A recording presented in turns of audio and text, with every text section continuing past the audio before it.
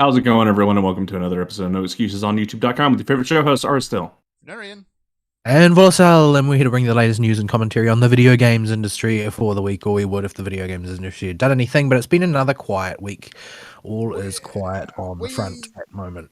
We seem to be in the early lead up to E3, as it is, or whatever E3 is going to be this year. I can't see announcement E3 continuing season. more than a year or two longer. I mean, the E3 is sort of like, it's now like autumn or spring or something. It's not actually an event because it's just kind of a period of time.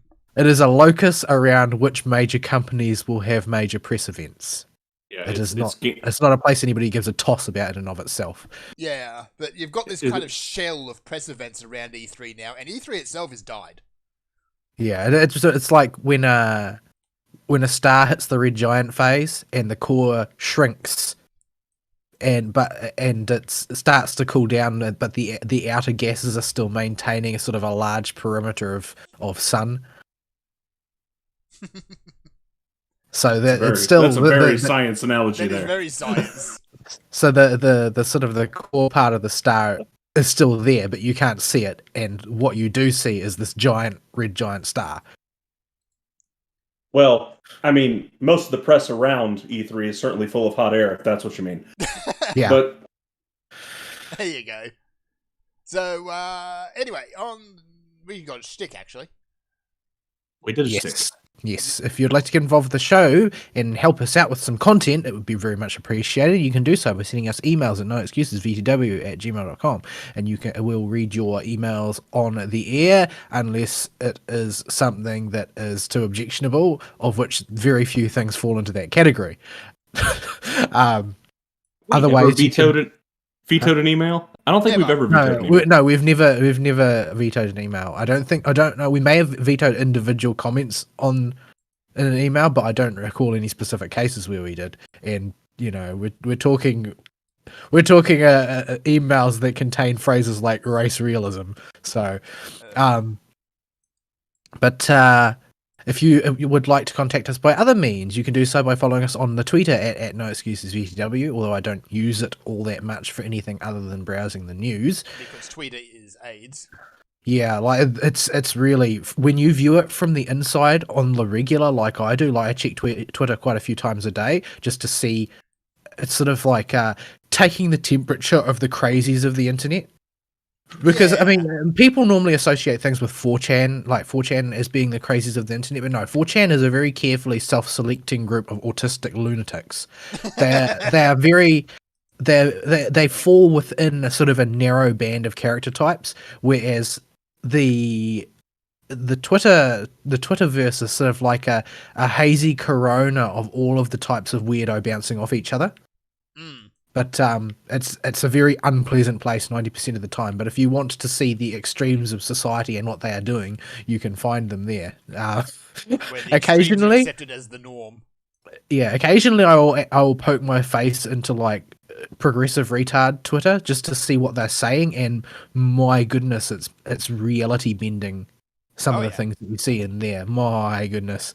The sorts of things that people consider crazy out in the real world, like Yoko Taro, for instance, they would not move the needle on Twitter.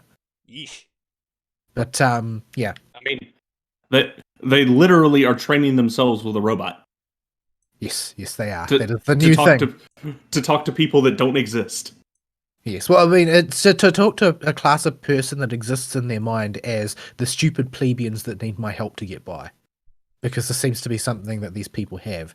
At any rate, the most ready way to contact us or interact with us on a regular basis is to join our Discord server, and you can get there by clicking in the link, which will be provided in the description underneath the archive of the show on YouTube. And there you can chat with the show hosts and other listeners to the show and post news articles and memes and general complaints about the state of the world. No. What you're actually there to is shitposts, and that's it. Just see our politics forward. That's basically what the internet is for. Exactly. Like people talk a big game about, the free exchange of information, but ultimately the internet is about shitposting. Exactly. It's all about the shitpost. Yes. Yeah. So, on the stream today, I'm playing a bit of something that I don't need to really think about, and that's Grim Dawn. I still love this game, even though I've never actually finished it. I've switched it back to vanilla mode since playing it with mods is a bit silly. It gets a bit out of hand, especially with some of the mods like Dawn of Masteries, where it just adds something like 30 more classes to the game. Including ripping the classes directly out of Diablo 1 and 2. And Titan Quest. Because why not? So yeah, we've seen this before. It's basically Gothic Titan Quest. I'm just getting... Yeah, I liked it. I did like it. I really did like it. I liked it, but I don't... I'm sort of at the point where I don't really enjoy playing those games by myself as much anymore.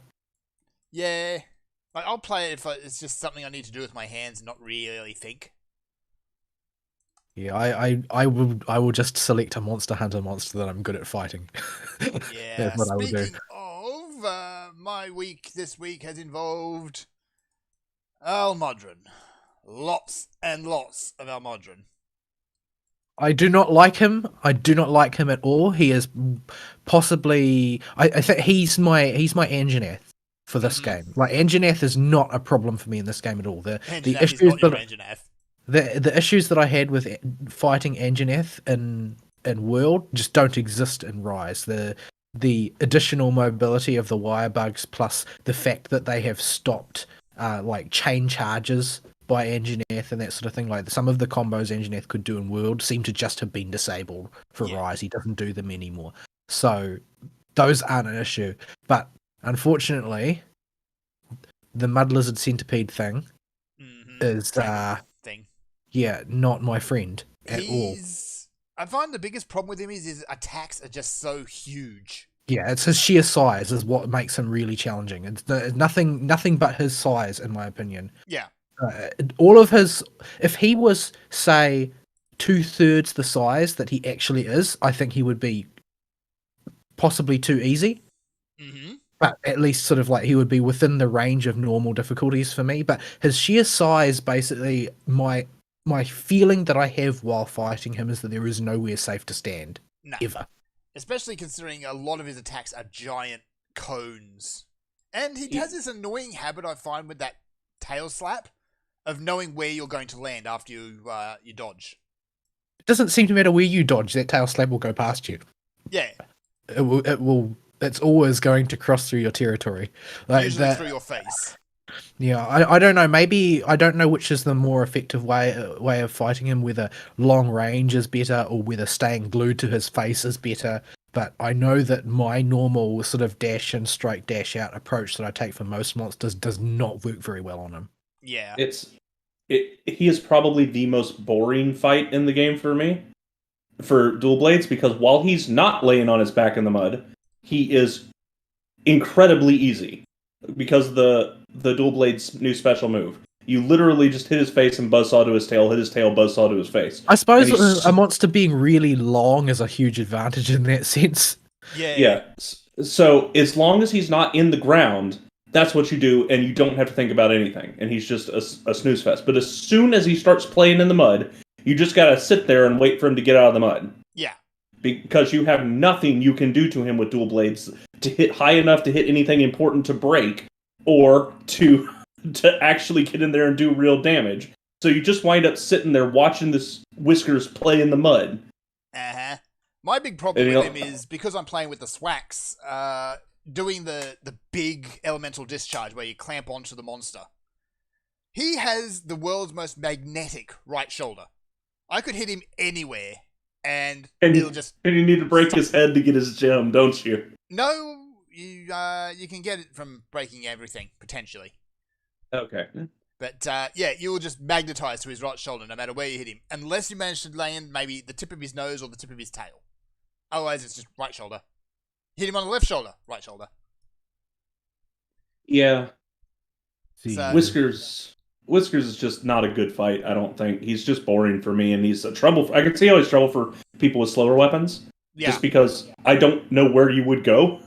Because he does everything in circles, and he has such a big hitbox. And he poops everywhere. And he poops everywhere. And I And he can poops when everywhere. he smashes his the sphere, I can never get the timing of that down. He never Ideally, smashes you the wanna- smear. Ideally, me. you want a Superman dive that. Because it Do you? I hurts. just try and not be there. Yeah, he can either try to be elsewhere or, yeah, Superman dive through it. Because otherwise, he could potentially just delete you when he hits you with it. But the reason I'm farming him is because I need his gem to finish my Almudron set and finish turning myself into a Digimon. So, yeah, the Almudron set is really, really good for the Switch Axe. Yeah, that's part of the Bizarrely reason rage in favor of it. Yeah, that's part of the reason I offered to come with you. I wanted to try the Switch Axe, but at high rank, that set is basically required if you want to play it seriously Yeah. and actually learn the inside outs of the weapon. Because it has like full ranks of Rapid Morph without any gems. Yep. Well, you could just use a generic set and then it'd be good, I guess. Like I mean, they yeah, they said for a long time in World that you needed to have the skill that allows you to charge Greatsword faster in order to use Greatsword, but eventually that sort of fell out of favor and people preferred to just use more skill and timing. Mm-hmm. So Yeah. maybe you can get away with that. Like if you were to say use the Rajang set or something, maybe you could get mileage out of that. But then you'd have to farm Rajang, which is probably worse. I've been doing unspeakably horrible things involving Rajang and Almudron. I'll admit that. Like, the fact is when you're riding Rajang, his down heavy attack comes out really quick, and then you can cancel. So if you've got your 3 wire bugs, you can fire off maybe 3 beams, wait for him to recharge, 3 more beams, and then do your finisher. Each beam does 400.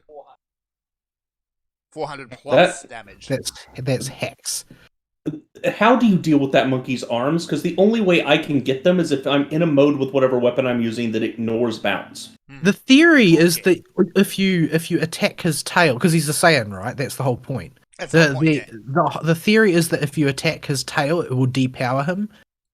But that just doesn't seem to happen for us. Yeah, And his tail has an unspeakable amount of health. Was it only that one time you've tried it, or is it just do it every time? It's done it every time. Every time. Weird. Yeah, he just has these big muscle arms that you can't do anything to that block everything. I have to stay in demon mode the whole fight, not Arc Demon mode, because Arc Demon mode attacks still bounce. I have to be in demon mode with my stamina draining the whole fight. Yeah, the theory, as I understand it, for fighting Rajang is that once you have broken its tail, its arms don't become bounce zones anymore when it's powered up. But I haven't been able to get a good beat on whether that's actually happening. But that's the theory that I'd heard. Yeah, it's because he's so close to death by the time you usually get his tail off. Yeah, usually I gotta tell you, fighting with a greatsword is a nightmare. Maybe there's a technique for it, but you can't ever do more than one strike. So you're always doing minimum damage the entire fight, because if you go in for a second one, you'll get hit. There's not really any way out of it. Greatsword seems really dependent on monster selection for how good it is in any Monster Hunter game. Yeah, I mean, it's as I've killed everything with the greatsword that exists in the time that I was playing World, for instance. I'd fought everything with the greatsword, killed everything with the greatsword, but there are some monsters which definitely I was pushing a rock uphill for no reason to use the greatsword. Yeah. Dual blades are a good generic weapon, so I don't have this problem. I feel like Rajang is sort of like the embodiment of that. He's small, his critical targets are even smaller, he's extremely fast, and he doesn't have very much opportunity to slow down. He's almost always moving. So yeah, he's not. It would be wrong to say he's a hard counter to the greatsword, but he's definitely a hairier one to deal with. He's right up there, yeah.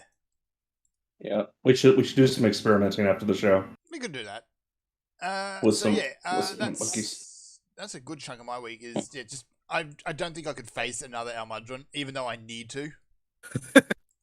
Because maybe I'll just make his low rank set for now and finish out the chess piece that way. But because I need his jewel, which is the Almudron Golden Sphere or something like that, and it's only got a 3% chance on carve or capture, and like 1% chance on quest completion. Well, if it's on capture, you want to capture because you get more capture rolls. It's also, if I believe it's also got a 3% on part break or something like that.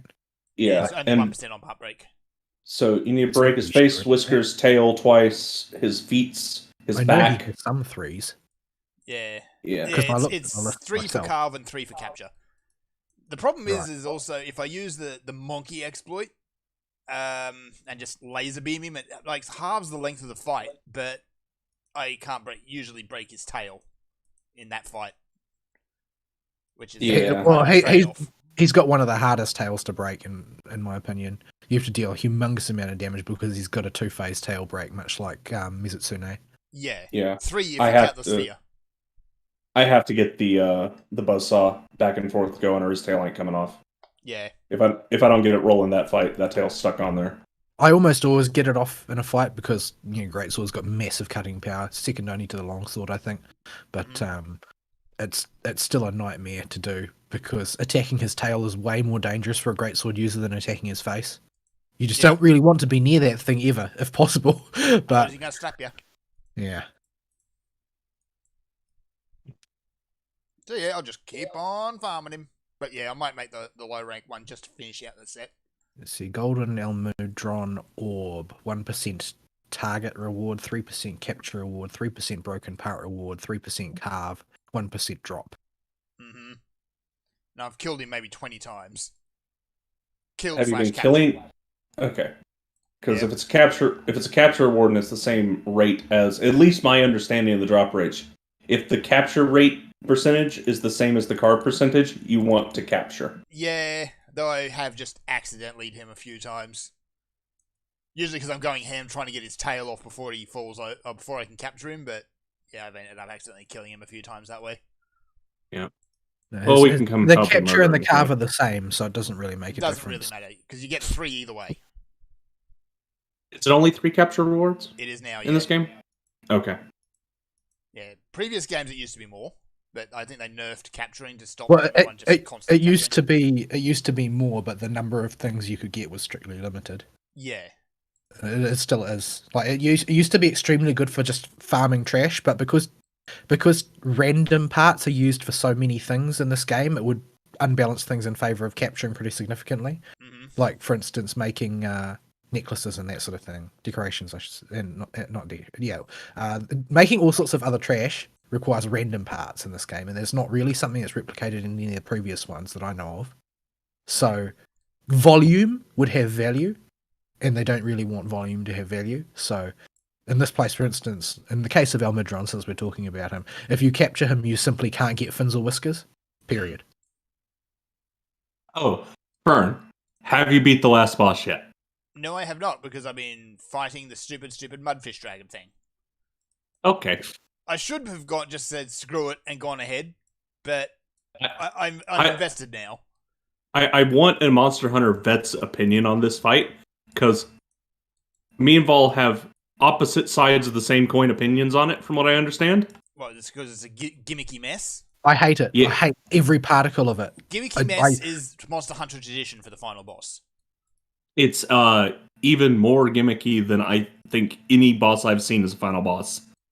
Okay. It's gimmicky in a way that I find almost insulting. Even more gimmicky than Gundam Mantis? It's worse because it's like Gundam Mantis, at least there's some theory behind why he works. Mm. This boss baits you into thinking you can fight it normally. No.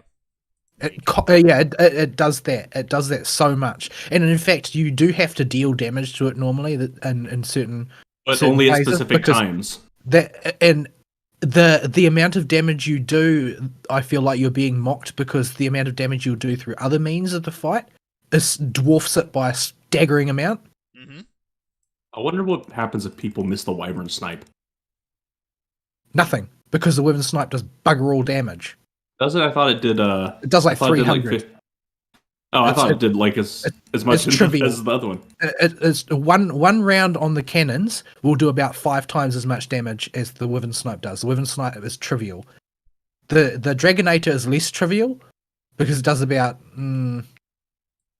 900 across 3 to 4 ticks.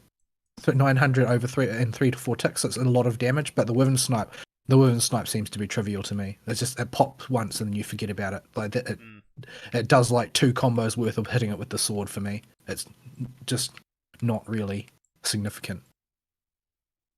But the whole fight as a system is just nonsensical. It's not Monster Hunter, and it's an insult to your intelligence from top to bottom. They try and make you do things that don't make sense. The fight, the way you are supposed to do it, doesn't make sense, and it requires you to basically to use Farcasters as a weapon against it. Yep. Also, where do the cannons come from? Nah. It magically conjures them up because it wants you to kill it for some reason. It gives you the method to kill it every single time it summons platforms. That's why it doesn't make any sense. This isn't like what's it's not like a situation like Zora Magdaros or what's that big red dragon with the vaguely Chinese sounding name? Oh. It's a lengthy siege type battle, right? Where he sort of toddles along and you fight him with whatever you've got available. In those situations, that makes sense. When you fight the final boss of Rise, it itself, the monster, will spawn weapons for you to shoot it with. Yeah. Periodically. It doesn't. It conjures them out of nowhere for you to fight it with. And no explanation for why is given. It'll smack the ground and debris will rise in the air, and on top of this debris is magically a cannon or a machine gun. Yep. Now, it's not like in 3 when you're fighting the giant beard at the bottom of the ocean. They actually do a bit of lead up saying, okay, that's a big ruin down there. That's why there's Dragonators all over the place. Yeah, no, you're fighting it in a literal arena where it has appeared for no reason.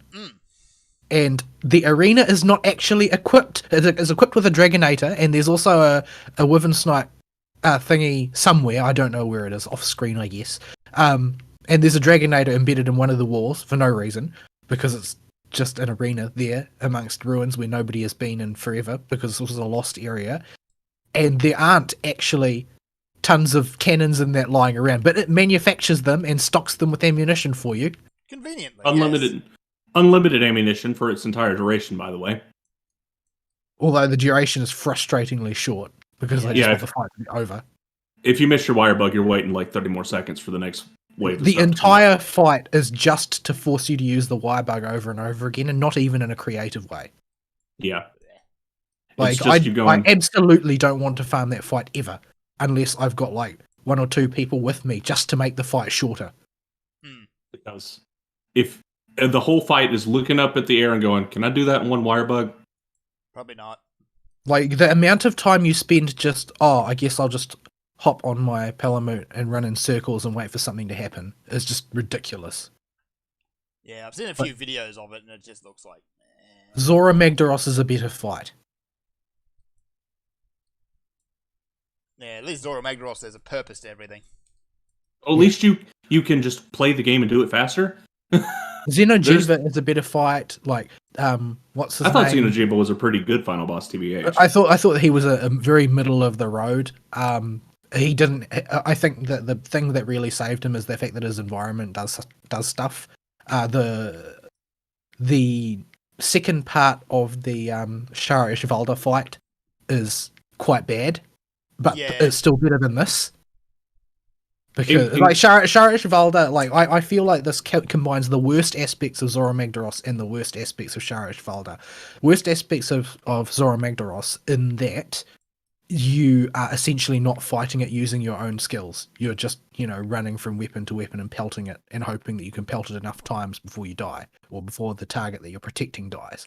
And in the case of Shara Ishvalda, the worst part of that fight is that you're fighting in an artificially small arena and it's so big that you feel like you're not actually doing anything to it most of the time. Mm-hmm. It combines those two worst aspects, because those fights both have good aspects as well, but it combines those two bad aspects together. And I'm not sure how to stop Nawa's ultimate, other than to Farcast away from it. And it seems like what you're supposed to do, because they give you Farcasters at the start. Yeah. Yeah, I don't know. I don't know. It also does not matter what weapon you're using against this boss. You're not Every single it. unless he's on the ground and the convenient platform he makes to go up to his sack is there, you are not supposed to be punching him with your weapon.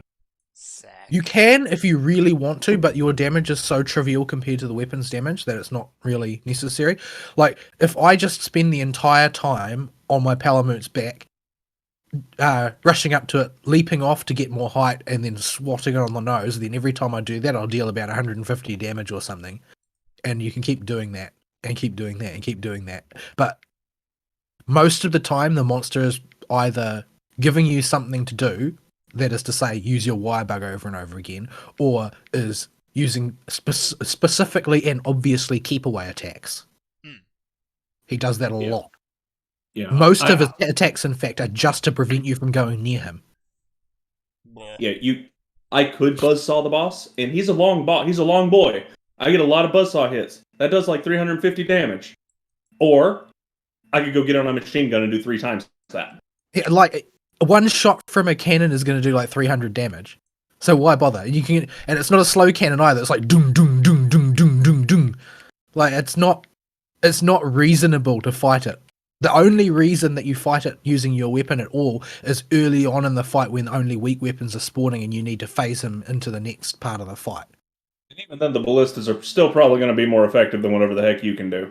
Well, at that stage, anytime he's spawning ballistas, the only real purpose is to push him over into the part where his belly will be exposed, because he exposes his belly a lot early on and a lot late, but not much in the middle.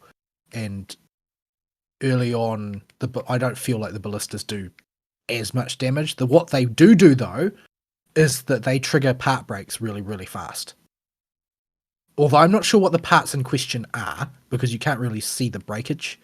But yeah, he's like that blue. I almost swore. But yeah, it's close. like it's about part breaks and flinches is what the ballistas are for, because he doesn't flinch from your own weapons most of the time. But yeah, the whole fight is really dumb, and you just feel like you're doing some kind of weird side activity as opposed to actually fighting a monster. It doesn't feel like a monster fight at all. Yeah. Yeah. The only redeeming part of the fight, if you can even call it that, which for a final boss I don't think should be the case ever, is after you do it once and you see how it works, he's a totally brainless fight.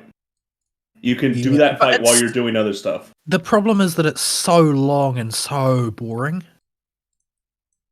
Like, I don't want to do it because it's so boring. Like, even like I carted down on him 3 times the first time I fought him, I think, because I didn't have a clue what I was doing. I thought I was trying to fight him, like I thought you were supposed to. But no. No, you're not supposed to fight monsters in Monster Hunter. What are you talking about? But by the time I killed him, on the time that I did kill him, I was bored out of my skull. Yeah. Because all I was doing was running around and waiting for a chance to hop on a weapon. It's why I still think that Gore Magala is probably the best Monster Hunter final boss. And his second phase, which I can remember what it was called, Shy Magala or something like that. It's because he's a regular fight. He's got a few gimmicks, mostly because you're dealing with the Frenzy virus, but he's a regular monster fight. You can use your own weapon, use your own skill. Well, yeah, you still could fight Xeno'jiiva too. In comparison, Xeno'jiiva is Virgil from Devil May Cry 3 final boss tier. Okay. That's how much better Xeno'jiiva was compared to this guy. Still not as bad as the Rampage, because I don't have to sit through the Rampage, and I hate Rampages. Yeah, I can do without the Rampages. Ibushi still is worse, but only because he has a giant Rampage in front of him. Yeah, I think that I would rather do the Rampage than fight Nawa, just straight up, because at least the Rampage, as much as I dislike the Rampage, I at least have something to do while I wait for the boss to die. And there's a purpose to everything being there? No, there's not really a purpose. Well, that first gate dies. Aside from the fact that the game mode has really no purpose. Yeah, like I think that they're both terrible in different ways, but at least I'm occupied in the Rampage, whereas I feel like I'm not even being given the dignity of an activity to do while I wait in Nawa. Yeah. The thing is, he's not even a threat to you most of the time. The only thing that's really a threat to you is the ultimate, which you farcast away from, because there's no other way to defend against it that I know of. Maybe if your timing is really good, you can dive through it. Or maybe if you're lucky, you can flinch. But it seems like flinching now is sort of gambling, when you could just farcast away from it. Because typically speaking, he's only going to use it once in the course of a normal fight. And you get given 2 farcasters in case you goof the first one.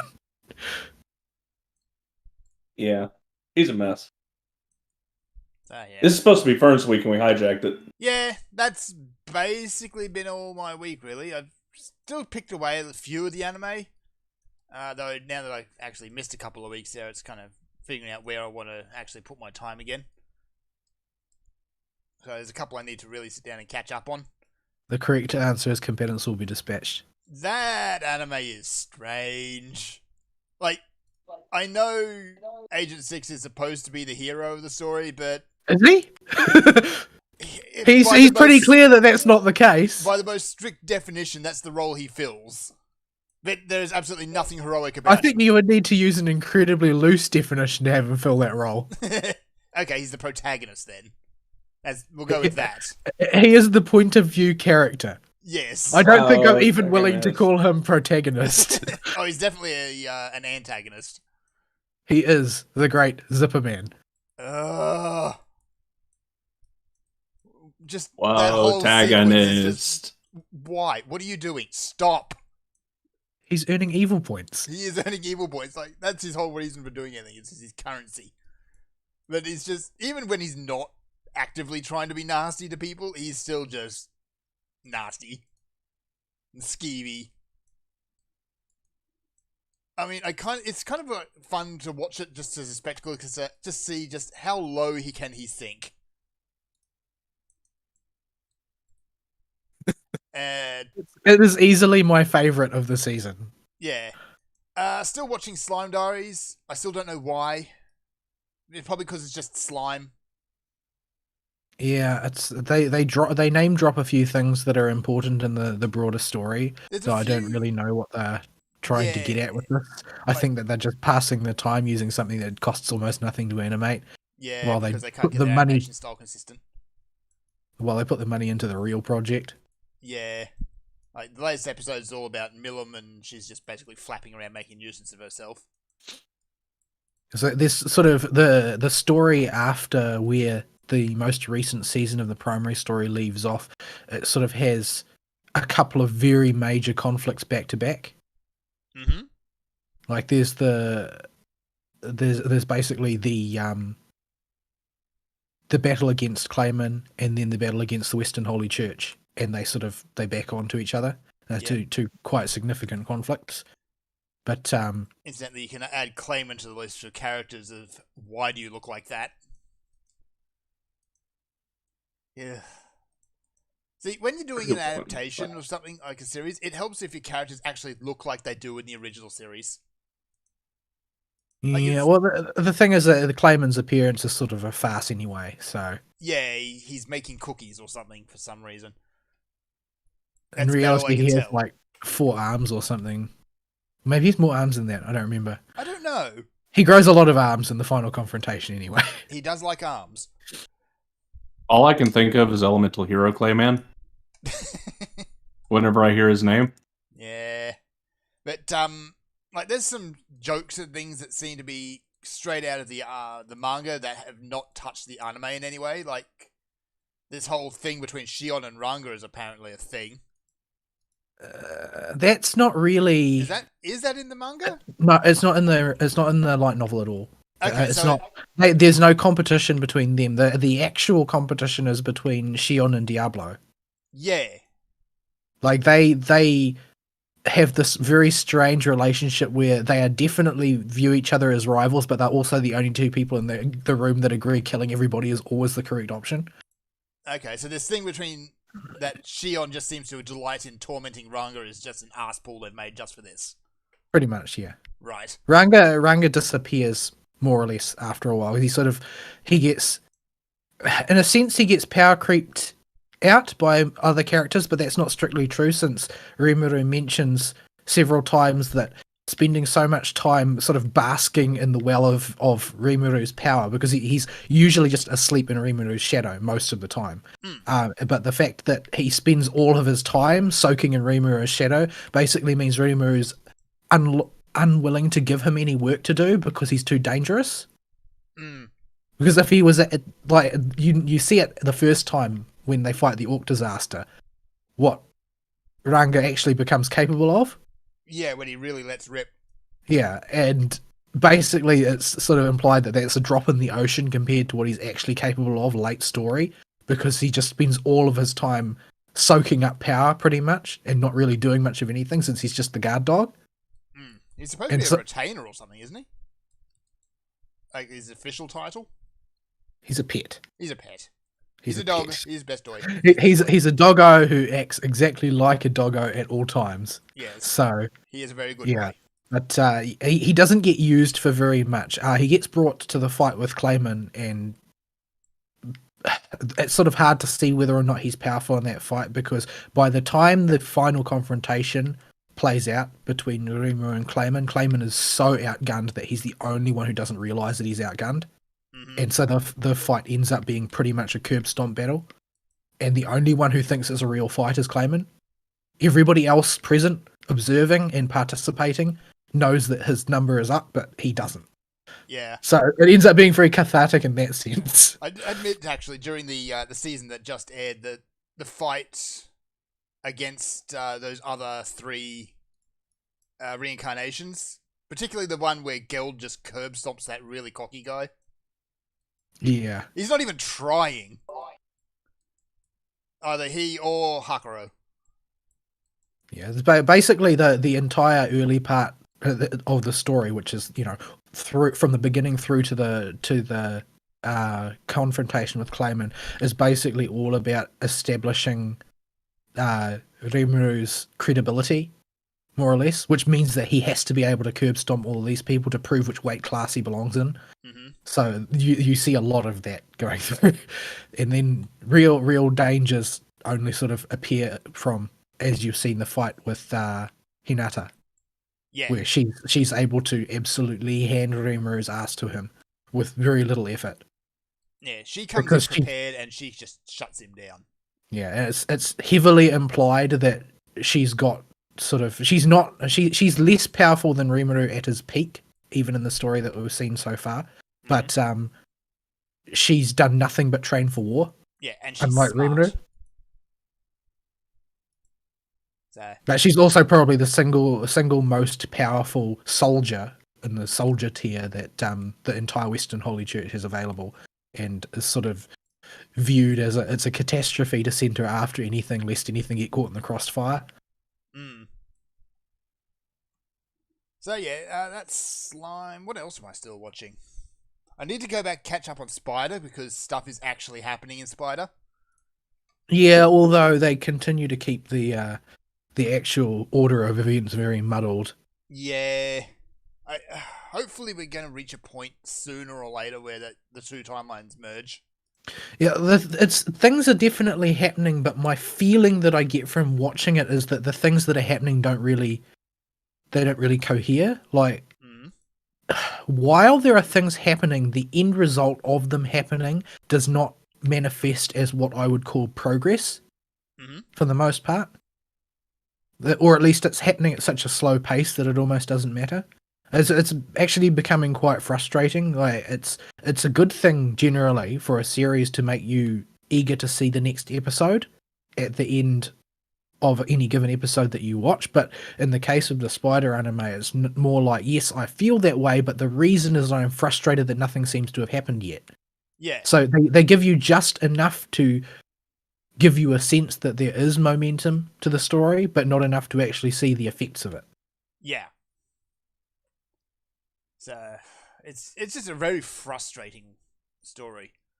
Like, maybe if you just sit down and binge the whole thing, it might be a bit better, but I don't know. The whole time skip thing would work where you've got two concurrently stories being told 15 years apart or whatever, work a lot better if the cast didn't have so many ageless characters in it.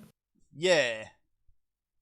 Like for instance, the characters that they show appearing a lot like the Demon Lord and Potamus, and that they all either don't age or age extremely slowly, just to add to the confusion, and that's on purpose. But I find it more frustrating than interesting. Mm-hmm. Like, so you've got major characters that appear always that appear in both are always characters that are ageless. The one real exception being the girl who reincarnates as a vampire. She's the only one that you see grow up. Even though she's born as a vampire, which is kind of weird. Well, it seems to be implied that they're just sort of a powerful species. Yeah. And she's born the natural way. She isn't turned. Yeah. So yeah, I'll try catch up on that one. What else am I really watching? That's about it. I know there's other stuff that I should be watching, but it's not the greatest of seasons. It's definitely not the worst of seasons, but it's not the greatest of seasons either. Yeah, the only other one I really of note is Dragon House Hunting, because it's just fluff. I've been following that, and it is definitely fluff. But I'm starting to find what's it called? What's his name? The dragon's general level of fecklessness a bit frustrating. Yeah, like he's growing. The Demon Lord is fun. He gives zero cares. I love it. Yeah. He's. You haven't caught up on it, have you? So he actually tells the story of how he became the Demon Lord. Okay. Or it gets told anyway. And it's surprisingly similar to the story of how the main character becomes the Great Crimson Dragon. It just does. Yeah, it just sort of happens. Yeah.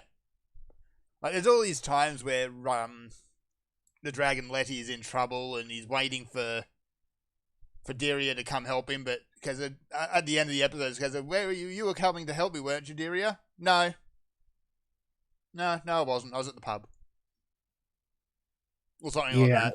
I can't tell how much of what happens to Letty is Deria trolling him on purpose. Because in the episode where he tells the story as a Demon Lord, the part-time job that he gets for Letty is hard to see as anything other than him trolling Letty. Yeah. I've watched up to the point where it just Letty gets stuck in a gladiator arena. And yeah, it's just, did you come to help me? No. He's just not concerned. He doesn't bother. Although, to be fair, nobody in that gladiator arena was particularly unhappy with their lot, so he wasn't in any trouble. He's just not a very good dragon. He's kind of a crap dragon, in fact. He's bad at dragoning. He is very bad at dragoning. But yeah, it's still fun. It's just light, fluff, silliness. I'm going to end my week there. There's another thing I'd talk about, but I'll talk about that next week when I actually finish the game. Volsa, your week, please. I think I might have done most of my week. You've already done a good chunk of it, yes. By poaching other people's weeks. In FGO, the Meihoso Most Foul story ended. Unsurprisingly, Jolta won the voting phase. Of course she did. I mean, what else was going to happen? Because realistically, most people skipped the entire story, even though there were no fights. They just skipped the entire story because they wanted the mana prisms and the lore and the grail. So they just, raise his hand. It wasn't about. It wasn't about actually watching the story for the story only event. It was just about the loot. So they just voted for Jolta because they like Jolta, and they pitted Jolta against exclusively male opponents. And considering most of the people voting just treated it as a popularity contest, instead of, which story do you think would be the best way of ending this catastrophe of a movie production?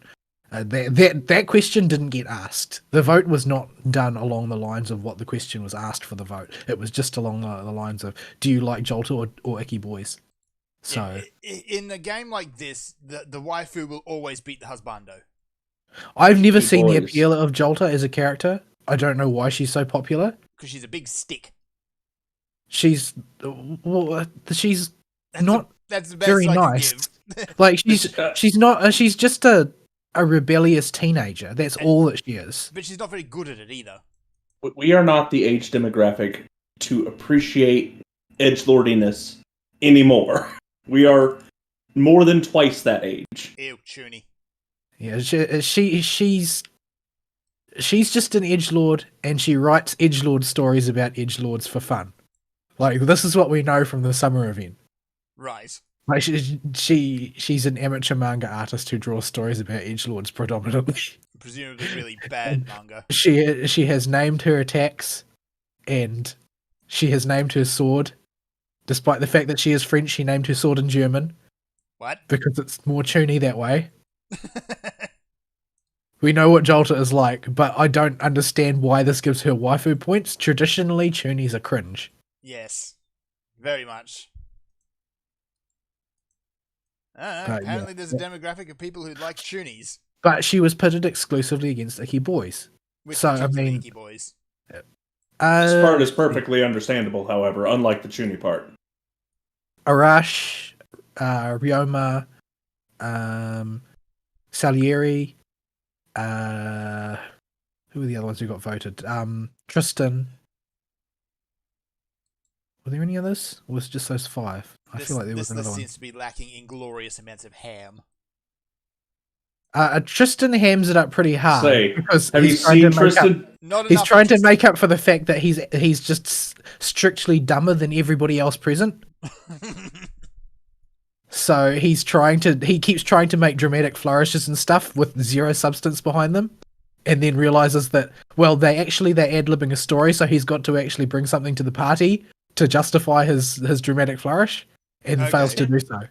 Is him jumping out of the window and flying by strumming his harp like a birdie canon? Did that happen? What? That he can fly is canon. I'm not quite sure what the mechanism is for him doing so. Well, it was during the Halloween event when he flew out the window like a birdie strumming his harp. I'm fairly sure that there is something in the canon about him flying. That sounds like he's flying on the pure power of bollocks. But everything he does is total bollocks. Fair enough. Like he presents himself as sort of like this sort of serene, pretty boy character with a poetic soul and whatnot, but he's actually just as much of a clown as the rest of the knights. Right.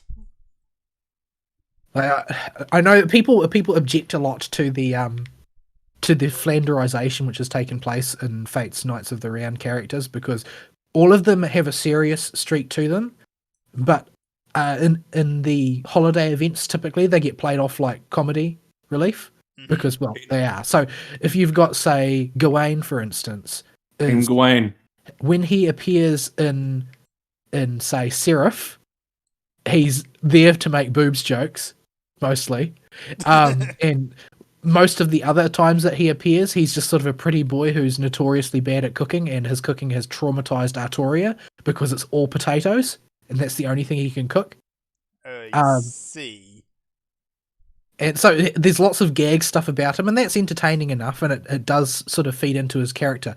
But Gawain in Extra, in Fate Extra, is a different character. He's the same person, and all of the things that are funny about him are still true, but the role that he plays in that story is similar to the role that Artoria is portrayed as playing in the abstract in the classic Fate story, which is that he's sort of the perfect knight, an unassailable wall of raw offensive power, a wall of pure might that the protagonist would basically, under normal circumstances, is impossible to surpass. He's basically plays the perfect knight.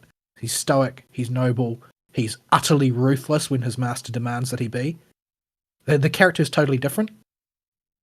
And similarly, Lancelot. Like, the Lancelot that is portrayed in, say, Fate Zero is different from the Lancelot that is portrayed in the Halloween event, being one of Cleopatra's lackeys. Zerkalot is scary. Circulot sounds like a car horn. He does. He Well, I honks. mean, but he's a tormented character who basically got ground in the gears of the politics of his day, but was a brilliant knight who fell because of his passions, basically.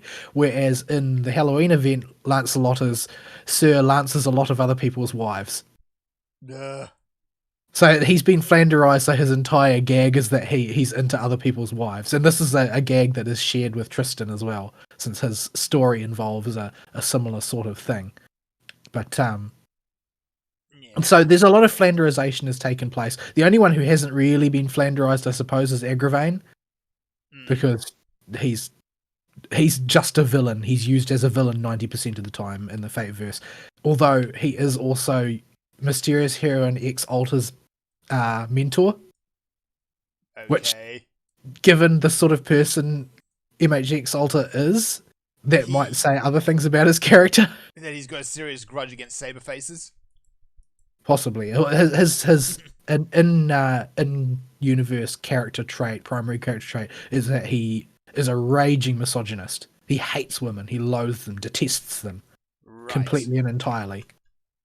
Largely because of his mother, Morgana. Yeah, that would do it. Yeah, I probably would. But yeah, so they've been flanderized. They've been flanderized a lot, and a lot of people object to that. But it's still, when it's kept in context, it can be fun. And they've got a Knights of the Round themed Lost Belt is the next one coming up. So they will have a chance to redeem the seriousness of some of those characters there, and probably release new versions of them on the gacha for people to spurge over. But yeah, it's by contrast, there is no context in which the Paladins of Charlemagne are serious. They are the bunny ears lawyer equivalent of the Knights of the Round. There is no seriousness to them. They are all clowns. They may not know it. In fact, a lot of them don't know it, but they are definitely clowns. The closest to be, well, there is a serious one, and that's Khal de Gros in his ruler incarnation is the only serious one, and it's sort of hard to take him seriously because he looks like a pro wrestler. But if you consider, Charlemagne Astolfo. Charlemagne himself is basically rhapsodizes about everything around him being awesome. Astolfo is Astolfo. He has evaporation of sanity as one of his skills. So yeah, Astolfo is already well established. Bradamante, well, certain parts of Bradamante are well established. 2 cheeks that are not on Team Gawain.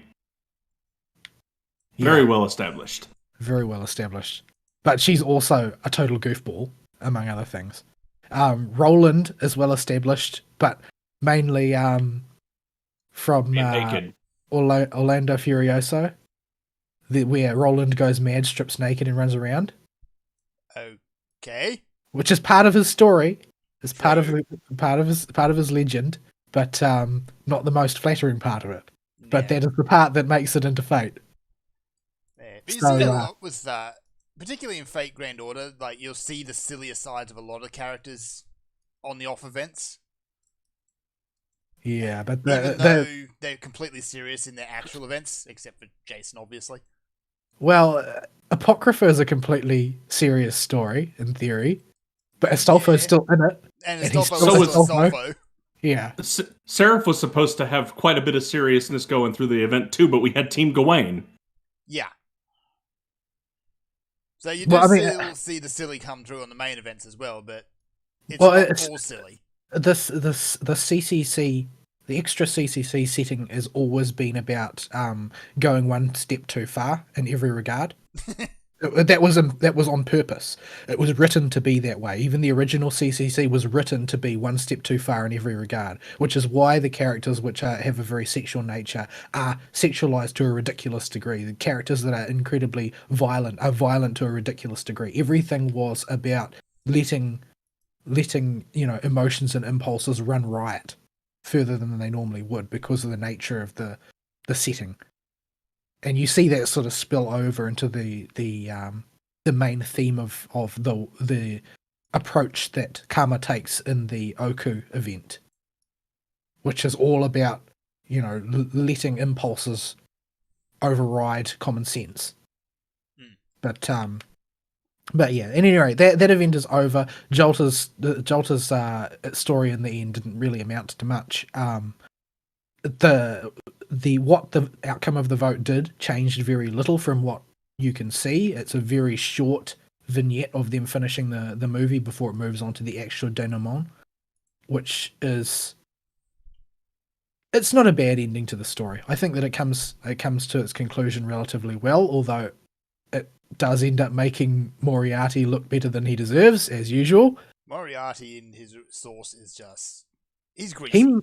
He must be very, very popular with both the fandom and the writers, because he gets a lot of screen time for like a villain of a minor plot arc. Considering, you go through the original Sherlock Holmes books, Moriarty appears like in 2 stories. Well, he's in 2 or 3 stories in the first half of Sherlock's. But he is also the guy who kills Sherlock. That's in Arthur Conan Doyle's stories, though, right? Like, lots of people have written Sherlock Holmes since then, and I bet he's in a lot more of that stuff. He took off after, because he was in Sherlock's final Arthur Conan Doyle story. I'm pretty sure that's when The Fall of Reichenbach is. I think that's the last one of Conan Doyle's. Canonically, I think it is the last one, yeah. But, ultimately, Moriarty kills Sherlock. They kill each other, actually, but still. Well, they Disney villain death each other by falling off a waterfall. Yeah. Except canonically in the Fate universe, Holmes survives and Moriarty doesn't, I think. Yeah, but it's the Fate universe, so... The thing is, the thing that surprised me about the Fate universe interpretation of them is the sheer number of cocaine jokes that they make about Holmes. That's not entirely undeserved. I know it's not undeserved, but it's usually one of the things that gets bleached out. Yes. In the case of Fate, no, it's the primary character joke about Holmes is his fondness for chemical stimulants. Again, with the Conan and Arthur Doyle stories, there's quite a number of them where the opening act is Watson coming into Holmes's house and Holmes is out of his brains on cocaine.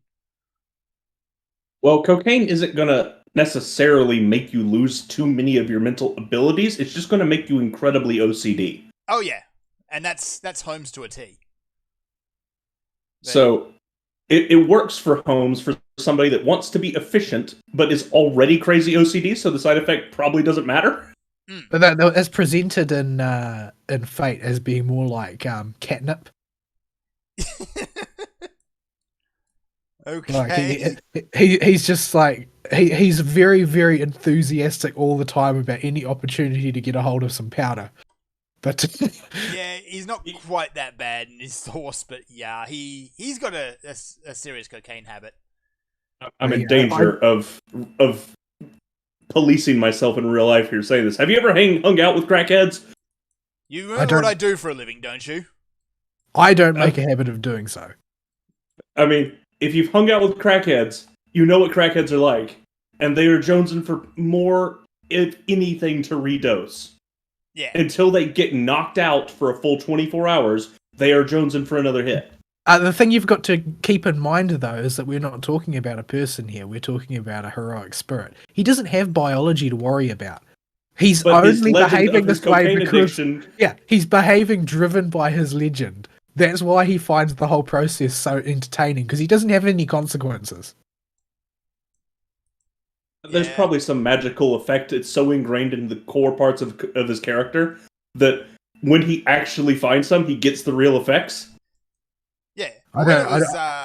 When the original stories were written, the negative effects of of cocaine were not... Well, the long-term damage... The side effects, immediate side effects, I'm positive were known because it's impossible not to notice. Well, them. it was a major medical drug at the time. Yes, it was. Yeah, it's something that one of my friend's fathers laments the fact that it's now a controlled substance because it was so much more effective than Novocaine, which is what they have to use now. Yeah, if you smoke crack, you're not going to care if somebody's drilling into your tooth. And you'll remember the whole thing, and you still won't care after it wears off. No, you won't giggle. You'll just be like, all right, just do it. Let's do this. I am really getting close. I'm ready! Oh, no. I'm walking dangerously close to a legal line here. Yeah, let's steer the conversation elsewhere then, shall we? Right, what was I doing anyway? Wait. Other than that, like FGO is now in the lull week of the hunting quests, which is the opportunity to pad your resources of some of the more common mats.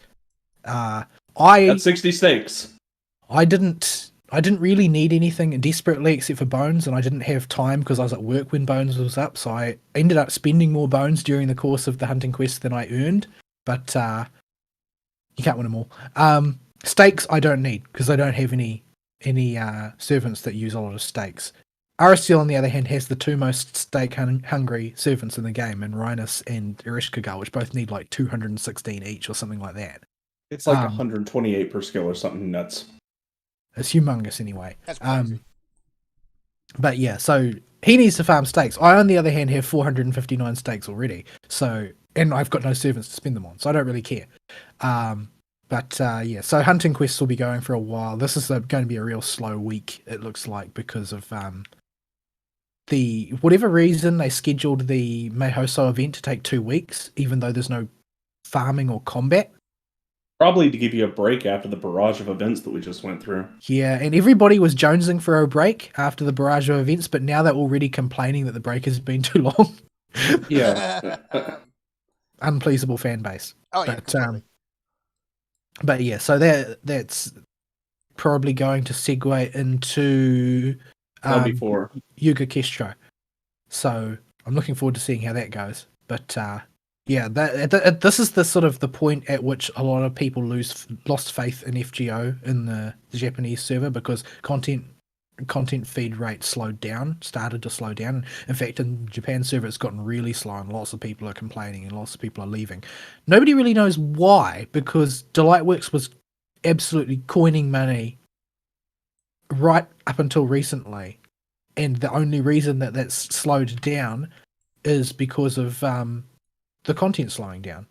So the content slowed down, which meant people left, which meant they made less money, so the content slowed down. So I doubt that they're throttling back for no reason, and they're blaming COVID, but everybody's blaming COVID for everything. It's a convenient So- scapegoat. Yeah. I think the actual answer probably has something to do with Tsukihime Remake and Nasu having his hands Yeah. tied up with that. Nasu, I get the feeling that Nasu is in the same position as Toriyama at this point, where he was writing the story and he had written to the end of Arc 1 and did not expect that it was a long-term money engine, because he was thinking about, oh, well, I'll do this FGO project, I'll tell the story of the singularities and the incineration of humanity, and then we'll call it good. But you can't. Not with a gacha game that makes money hand over fist the way FGO did. You gotta milk that crap. And so now he's been sucked into the engine of this thing that he's not in love with at all, and still is expected to produce material, but it's not what his mind is focused on. What his mind is focused on right now is getting the Tsukihime remake finally done after however many decades we've been waiting for it. Nekawaks. Since French Bread got the promise. I'm surprised he followed through on that promise. Well, I mean, it was always going to generate some interest. I don't know that he's going to be able to generate a colossal franchise around it the way he did with Fate. But, he won't, but I think Fate was a flash in the pan, and he'll need to really knock it out of the park and use his name recognition to get close. Yeah, I don't know. I don't think that people find the Dead Apostle ancestors as compelling as they do Servants, which are the two. They're the distinguishing factor, right? That's the big difference between the Tsukihime universe and the Fate universe. Is that in Fate, heroic spirits are more powerful than Dead Apostle ancestors, and in Tsukihime, Dead Apostle ancestors are more powerful than Servants. There's also That's this other hook, which is just people seeing historical figures doing things. Yeah, that's what makes them more compelling. Yeah. Largely, and the people that do like the Dead Apostle ancestor idea, they like it in the context of them occupying the same world as the servants, as the characters that we're familiar with from Fate, which is, you know, that's leveraged pretty significantly in the case file stories, where Waver is the main character, and of course Zelrich gets to exist in every world because he's Zelrich. But That's kind of what he does. yeah, it's Yeah, so I don't really see that he's doing much with Tsukihime other than making good on a long-term promise. But Yeah. at least in that sense, I think that he's probably quite keen on the idea of a project he can do and then put down, Yeah. as And- opposed to one that keeps coming to ring on his doorbell every few weeks, the way Fate does, Granddaughter does. And to make it even worse for him, with Grand Order, with any project Nasu does, he won't release it until he's happy with it. Mm.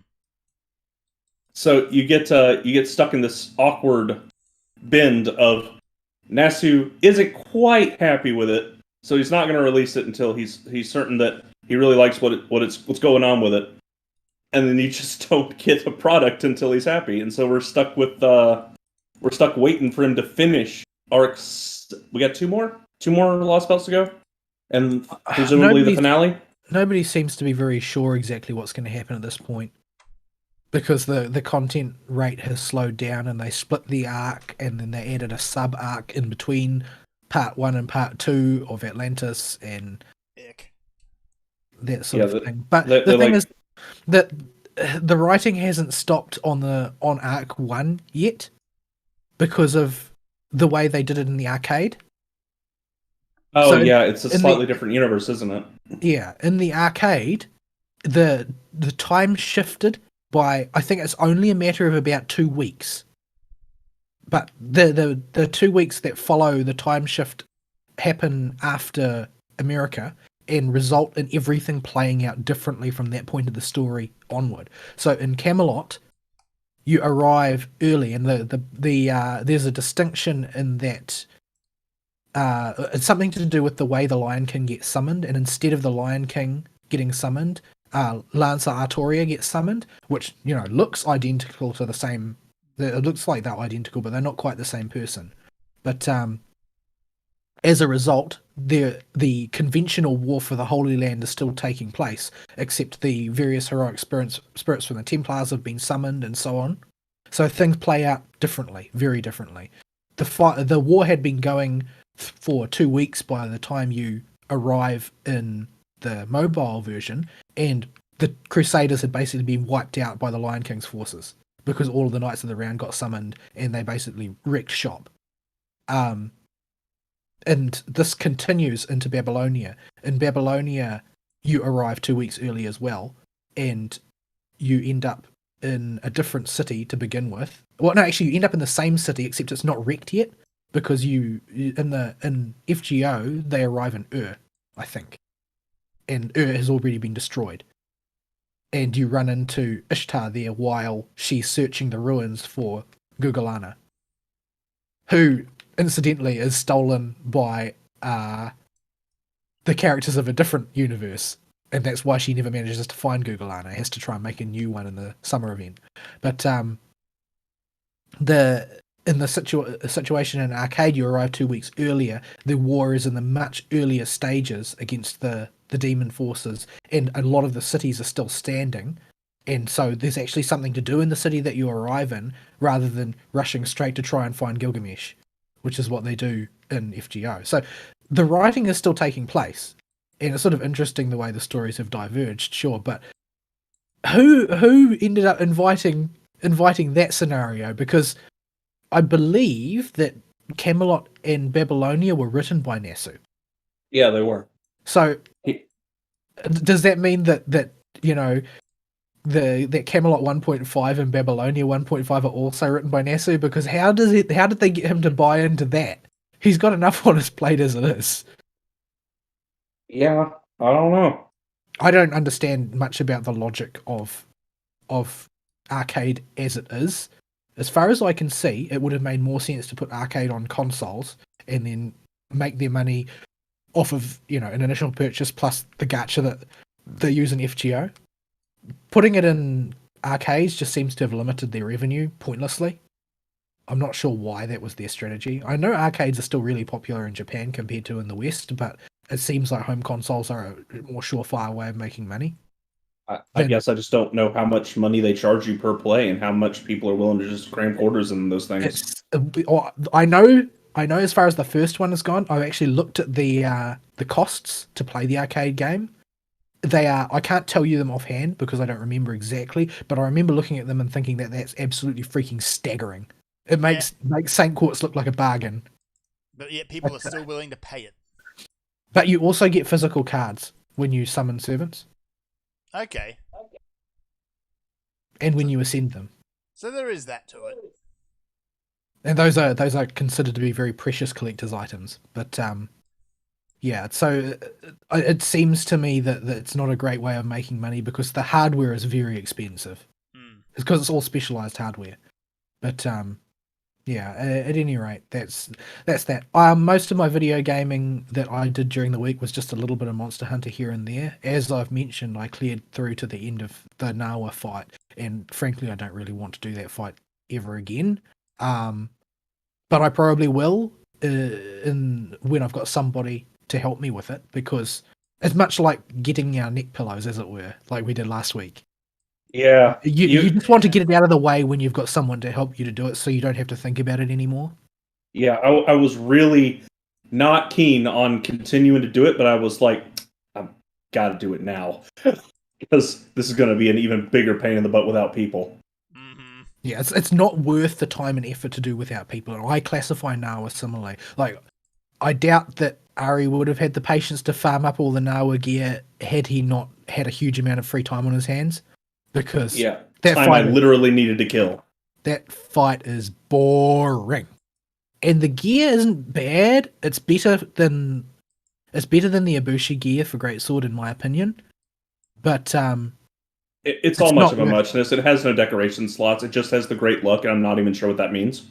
As far as I can eke out from my research, it improves your odds of getting more rewards from quests. Okay, so I don't know by how much. It does increment the bar a little bit, but it's not clear how much. And if there's one thing Monster Hunter's been very consistent about historically, it's reluctance to reveal the numbers behind anything. Which is why I was so astonished that they actually just published official drop rates in the Hunter's Guide, which I'm very, very thankful for, but still surprised that they actually did. Yeah. So I hate Nawa. I don't want to fight Nawa anymore, but I will help anybody who needs to do Nawa for whatever reason. I just don't like the fight. I think it's a very bad fight. I would have after Ibushi, I would have rather had a real fight against that type of Wyvern to see what it was like. But no, instead we got a mess of boring keep away attacks. And magic cannons and machine guns. Yeah. I'm up to Chameleos now, but I'm very reluctant to do Chameleos since Chameleos is, the poison chameleon. And my primary weapon is Sieglinde, which is a poison sword. So I need to go farm up something else to fight Chameleos. Yeah. Yeah, I'm actually quite a fan. I've always been a fan of Rathian weapons and poison great swords in particular when they are up to par. And Sieglinde isn't a bad weapon. It's got a small amount of poison in it. The reason why is that my playstyle is very slow and steady with the great sword. And it's nice to just have some damage ticking because your time on target is extremely low. Extremely low. It's sort of the opposite of the dual blades. The great sword is the opposite of the dual blades. You get a huge payoff for the very small amounts of time on target that you get. Yeah. So that poison sort of offsets that because once it sticks, then at least while you're not able to do anything, you've got that poison ticking over on the opponent. Problem is, it won't take on Chameleos at all. So I need to find an alternative, and that probably means fighting Rathalos. And Rathalos is... It's probably not quite right to say that he's a bugbear, but he is a Wyvern that never stops carting me. Because sometimes he can just decide to cart you. Yeah, Rathalos is Asto. Yeah, he can. He'll, But then the other times you get him and he just rolls over and dies. So. Yeah. Well, it just depends on if he does his FU combo or not. Yeah. So those 3 attacks just line up in a row. It's over. It's over. Yeah. You get hit by that, it's over. Done. You're dead. Yeah, if you don't block it or dodge it, the first hit of that, you're just done. It's game over. You're getting carded. Yeah. At any rate, I'm still enjoying playing it, but its deficiencies are sort of like they're very well worn now. I'm I'm almost like ready. I feel sometimes like I'm almost ready to go back and play some more World because Yeah, there are certain things about it that are just not a problem. But then I remember the load times. Yeah. yeah. The load times. Because like if Rise was just you could play it and get on with your friends sometimes and fight like Teostra and Chameleos or something, and neither of the Chameleos isn't a terribly interesting fight. It's more of a clown show, but like Teostra's a legitimate fight. Even basic Rathalos is a legitimate fight. It's fine for that and being on the Switch, being portable. Yeah, that's cool and everything. It's just all the big headliners are awful, except for Magnum Alo. He's pretty fun, but Yeah, Magnum Alo I think is quite a well-designed variant on Zinogre. I don't really have any problem with him. He's got it sort of feels a bit strange for him to have a unique effect that's only on him, but it's interesting enough that you can do something with. Like you can actually drop it and use it as a weapon of your own, that sort of thing. Yeah. Like that's an interesting novelty. I wouldn't expect to see it show up too much. Yeah, it's a fun toy to play with after you beat him, and it gives you something to farm for. But yeah, each a miss. So the conclusion is the same as it's been for the past few weeks of us discussing the topic, that Rise definitely has its good points and it's perfectly serviceable as a Monster Hunter game, but the rough edges are pretty abrasive in a lot of ways. And a lot of the decisions that they've made, particularly some of the directions they've gone and the things they've decided to go back on, are curious to say the least why they would do that. The one that presents the biggest problem to me on a regular basis is probably the simple fact that they disabled the automatic blocking of consuming, for instance, health items when you have full health, antidotes when you aren't poisoned, nullberries when you have no negative effects. It used to be in World that if you accidentally selected that thing, and I don't know, maybe I know that I'm clumsy with a controller. I don't know, maybe other people don't have this problem, but it is quite common for me to accidentally select the wrong thing on a radial menu. Yeah, And particularly on the diagonals. the number of like my antidote is on like southeast, Right. and the number of antidotes that I've consumed when not attempting to consume an antidote is pretty freaking staggering at this point. Yeah, I've drank a lot of antidotes. As soon as I realized I could run through my herbal medicine like candy, I just took it off of my radial menu, and it sits in my. I have to scroll to it to use it, and my bar will just sit on it. Yeah, And I'll use it through the other thing. And a thing like that, like, what is the objective in removing that safeguard? I think it likely was an oversight. Honestly, there's no reason to change it back. Yeah, well, I know that there's probably somewhere in the world there is some sort of elitist Monster Hunter player who thinks that real Iron Men don't make that mistake. But everyone does it occasionally. But yeah, it just seems like, oh well, that was a convenient thing to prevent you from accidentally screwing up and A, wasting an item, and B, locking yourself in a drinking animation that doesn't accomplish anything. Yeah, they've even predicted it because your character will pull out the item, look at it, and then put it away again. Yeah. But you can cancel that. So there's a punishment associated with it. So you're still better off being accurate. You flubbed it. You have to go through a punishment animation of sorts. And yeah. But I don't know. Like that's an example of something that, like, there's no reason to change this. It doesn't make sense for them to have done so. Yeah, so change that back, please. Yeah, so I'm still playing it, and I intend to keep playing it. If I recall correctly, I remember seeing something zoom past my Twitter feed about another announcement. There will coming? be another big patch announcement coming up very soon. Yes. Yeah, in the very near future, they're going to announce something. So I'm interested to see if there'll be new content added to Rise. It's going to be the pickle. It's probably going to be the pickle. It is almost certainly going to be the pickle. For some reason, people like that guy. I don't like that guy. People love to hate the pickle. Like, he's sort of like, in World, he was, for me, Anjanath on steroids. Mm-hmm. Like, all the trouble that I had with Anjanath was squared for Pickle. The only thing with Pickle was that it was easier to cut his tail off than Anjanath was for me in World. Because his tail is fat. Not But, for me, because I can't ever reach it. Yeah, it's really high up. But yeah, previous games, if you cut off Pickle's tail, he'd just turn around and eat it. But yeah, Doesn't I do that thought anymore, thankfully. I thought Pickle had cool animations though in World, like He also gets some of the coolest weapons. and he had a lot of cool turf wars, and he was the great revenge against Bagel Goose. Yeah. But yeah, it's. I hope that there'll be some more content, but you know, How many boxes did we get the last time around? Was it 3? I don't remember. We got Teostra, Chameleos, Basil Goose, Kushala. and Kushala. So 4. A nerfed Kushala. I really don't want to say thankfully, but Kushala was more annoying than anything in World. You played keep away all day. Well, Kushala could turn what Kushala's my objection to Kushala in World is similar to my objection to the way they've redesigned Baroth and Rise, and that if he uses the wrong moves too many times in a row, he just invalidates a battle area.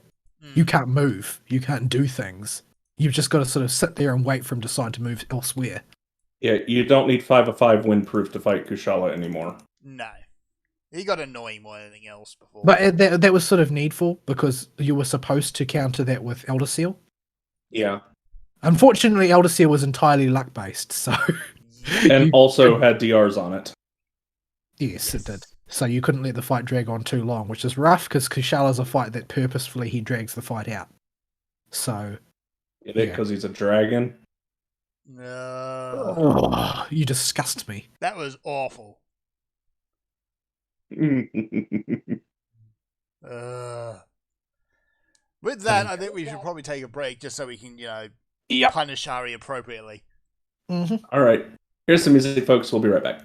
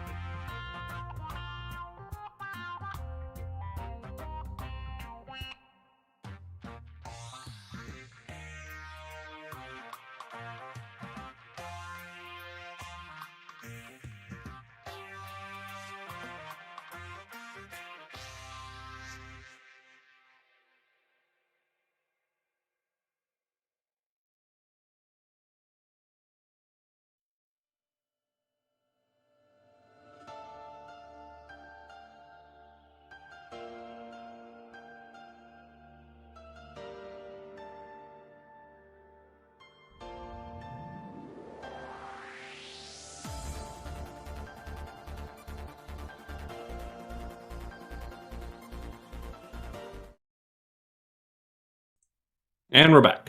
Yes, indeed. So we were at the end of All's week. Yep, I'll just pass it over to Ari now.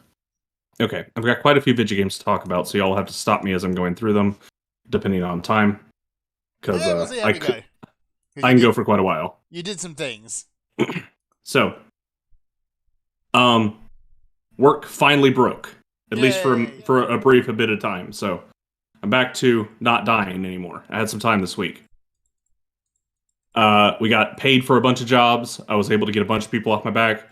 I was able to get all my ducks in a row with jobs. Everything's lined up. I just got to get back to work next week, and it should be a normal work cycle again for a little bit. We got a couple jobs that are coming up. They're going to disrupt it again pretty soon. But for a little bit, I'm not drowning. This also means, because we finally got paid by literally everybody in the span of a week, that I could back pay myself. Hooray! So I back paid myself by a whole paycheck, basically. And this meant that I could buy some Vidya. So I've done a bit of spurgery. I bought 3 Vidya games, new Vidya games, in the past 2 months. I bought Rise, which we've talked about quite extensively. I've not played any Rise this week. I bought a game I might mention a bit later, but I'm not very far into it yet. I bought the Nier remake, Nier Replicant, because I never finished my playthrough. I went and read the story and what happens later, and watched a very gay man tell me about it on YouTube. I see. And that was that. And so I kind of want to go through it myself and see the story myself. So I'm like, okay, I'll scoop it. I mean, it's whatever. I like the series. Yoko Taro is a fun, nutty, crazy type person. So I'm excited to see where that goes. I've only a few hours into that one.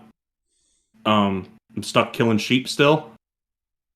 So we're not very far at all yet. Got stuck with the infamous delivery quest where you have to take the package from town all the way to the area, and you can't dodge roll, sprint, take the pig, which is your mount, or get hit by anything or the package breaks.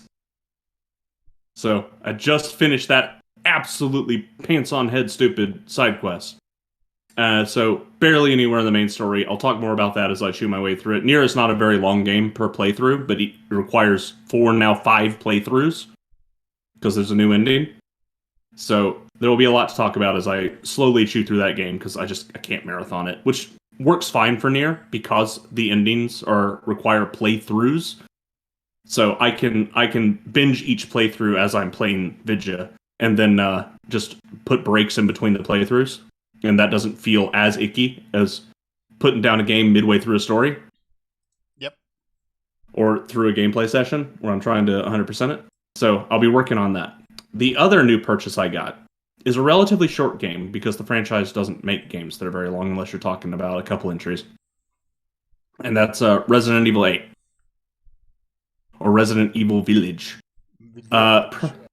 Before I talk anything about the game itself, I want to put a preface on it by saying it's a solid, good finished video game out of 10.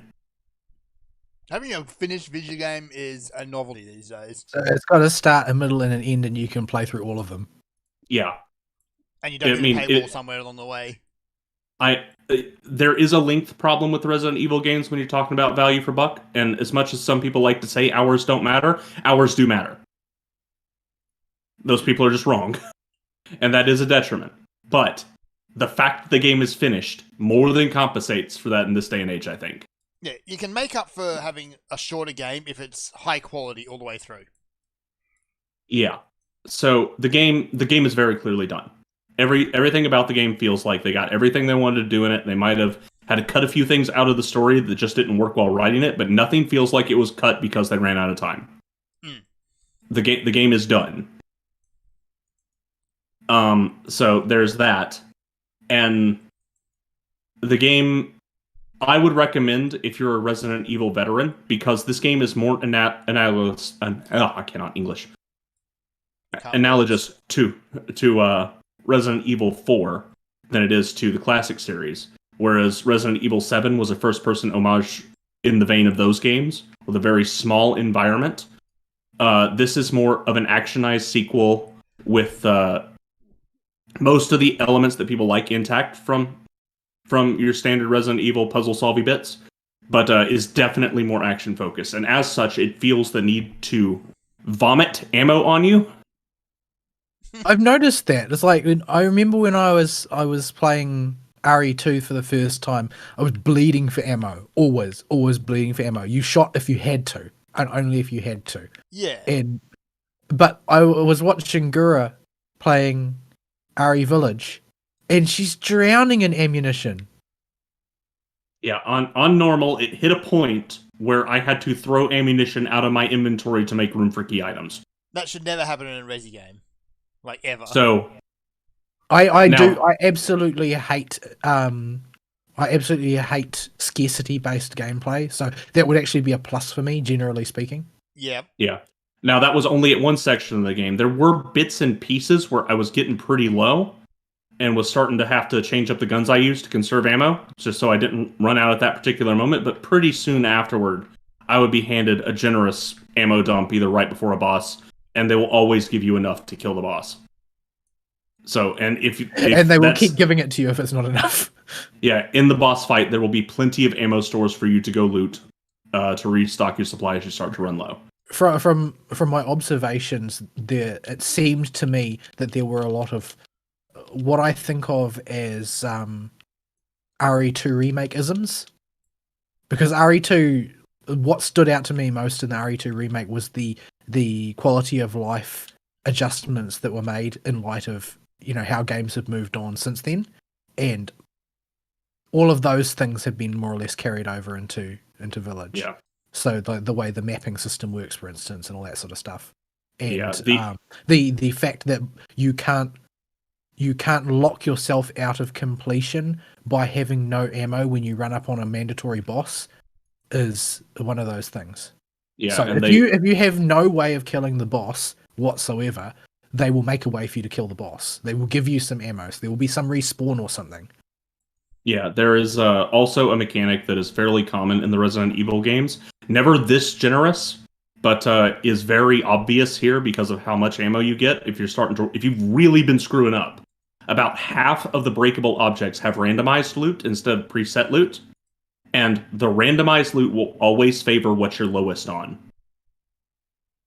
Yeah, that you can actually shoot. I'm actually really a fan of that mechanic. And the main reason that I became a fan of that mechanic was Borderlands, because I don't actually enjoy the doctrine of flexibility in video games all that much. Some people really like it. They like being able to do everything. I prefer gameplay where you are hyper specialized and have to find a method of doing things within that hyper specialization. And in Borderlands, you run out of ammo, particularly the first one, you could run out of ammo for like sniper weapons very, very quickly, but they would heavily bias ammo spawns in favor of whatever you were low on. Unless you were playing with rockets. No. I never played with rockets, so I can't speak to that. I did, and yeah, rockets are the exception to that. I mean, they still do bias it. I'm positive they do, because I played a brick for a little bit. Yeah, they do, but it's nowhere near as heavy. No, but it's not. But they still do it.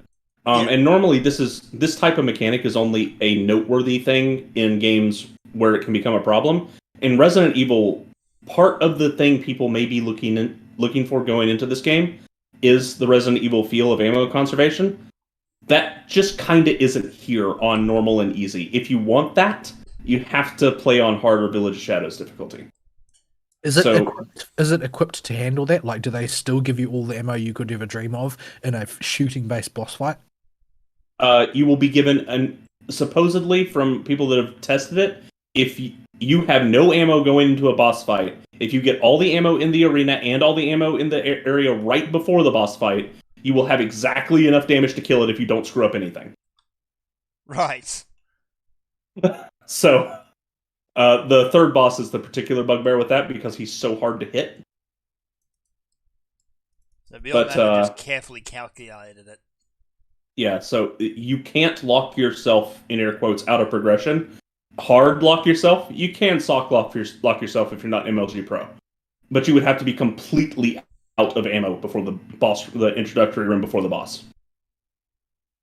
So I'm okay with that kind of leniency, though, because just being stuck is never fun. Yeah, that's not fun at all. But it's something worth noting. I don't feel strongly one way or the other about this in Resident Evil games. What I do feel strongly about is why the heck is there an inventory management system when all of a sudden half the crap that we pick up isn't going to go into that inventory? Stuff like gunpowder, stuff like herbs, stuff like scrap that you use to craft stuff, none of this needs to be managed in your inventory. It all just kind of gets collected in an invisible backpack that doesn't take up space. Which is something I appreciate, since I hate key items. They make me angry if they're in the inventory, especially if there's if it's the type of game where there's no clarity on when a key item is done with. Yeah, they did the same thing for key items in 7, but you still would pick up herbs and stuff. You would combine into healing potions or small bits of ammunition. You would still have to keep those in your inventory or stored in your storage and not carry them all with you at all times to be able to craft ammo on the fly. In this game, if you find scrap or craftable materials that you can use to make ammo or healing items, they just come with you. And you can make landmines, ammo, healing items just on the fly, and none of the materials will take up inventory slots. So there's no decision making in what to bring with you because there is no storage. You can't store anything in this game. They've just done away with storage for some reason. And I'm not sure that's the most elegant solution to something that is part of the Resident Evil identity and gameplay. That just doesn't feel good. Especially since I feel that they've done things that aren't part of that identity, like Duke. Like I feel like that's not part of Resident Evil. That's not a Resident Evil thing. He's Duke as a character. That's Nico. That's Nico's job. Yeah. So Duke is, like I said, this game rings very close to Resident Evil 4. Duke is the merchant, just fat. Very fat. Very, very fat. You get to see every roll on that man's gut. And it's disgusting. You get to see his gout-infested feet. How about no? Does he have a storyline role? Like I know that, yes. And what I've seen in the streams that Gura did is him giving pointers to the protagonist. But is he actually like involved in the plot proper? At the very end, he becomes involved helping Ethan out actively. Yeah, but is there like a storyline reason why he would? Like, no, he's like the merchant. He's just mysterious, and his line is, "Even I don't know what I am." Oh, so he's sort of okay. I get you. He's like a more benevolent version of the merchant from Resi 4, except he's fat. I didn't play Resi 4, so yeah. So, but he does take a more active role at the very end of the story. So I don't want to give too many spoilers about the game. But what's interesting about this game is I feel safe giving spoilers about certain sections of the game. It doesn't feel like I'm spoiling anything because the Resi 7 and 8 duology is a duology and has a through-line main story, and as long as I steer clear from that, I think we're pretty okay. It's a true sequel. It's not, it happens to take place involving the same people in the same place. It's a true sequel. Yeah, this is a duology. These two games, at the end of it, it says the father's story is now completed, and the torch is handed off to Chris Redfield, and spoilers.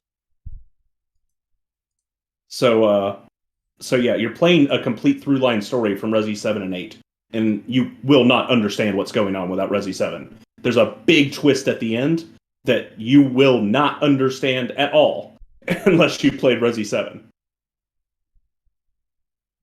There were already things that I had to ask Ari, because like very early on there's a sequence where Ethan gets his hand lopped off and he just sort of glues it back on. And I'm like, yeah. Ethan, you know that people can't normally do this, right? Don't get magic. The Healy juice is presented from Resi 7 to that point as just being super magic and good at this. The real reason why he can do that is spoilers. But yeah. So no, not everybody can just glue their hand back on. It's not how hands work. And I was just wondering whether Ethan knew that, because it seemed like he didn't have any reaction.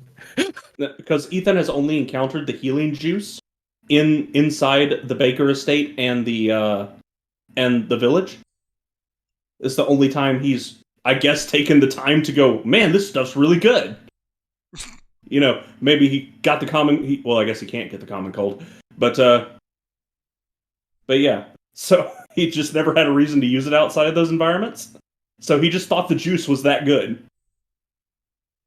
No, Ethan, that is not. The juice is not that good.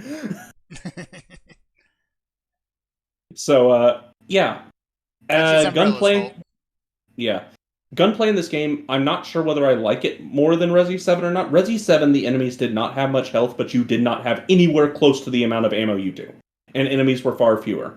In this game, enemies are bullet sponges, even on normal. Yeah, I noticed that, and the time that stuck out to me most in Gura's playthrough was when she was trying to get meat from a pig. Yeah. And she shot it, and she shot it, and she shot it, and she shot it, and it just kept running around. Yeah, you need 2 headshots to kill a pig. To kill a the basic enemy is called the lichen, like werewolf lichen, right? And it's not the algae, not a mushroom. Yeah, so and those take, not even kidding, like 7 or 8 headshots to kill. That's almost a whole clip of the base ammo. Or whole magazine of the base ammo in the starting pistol.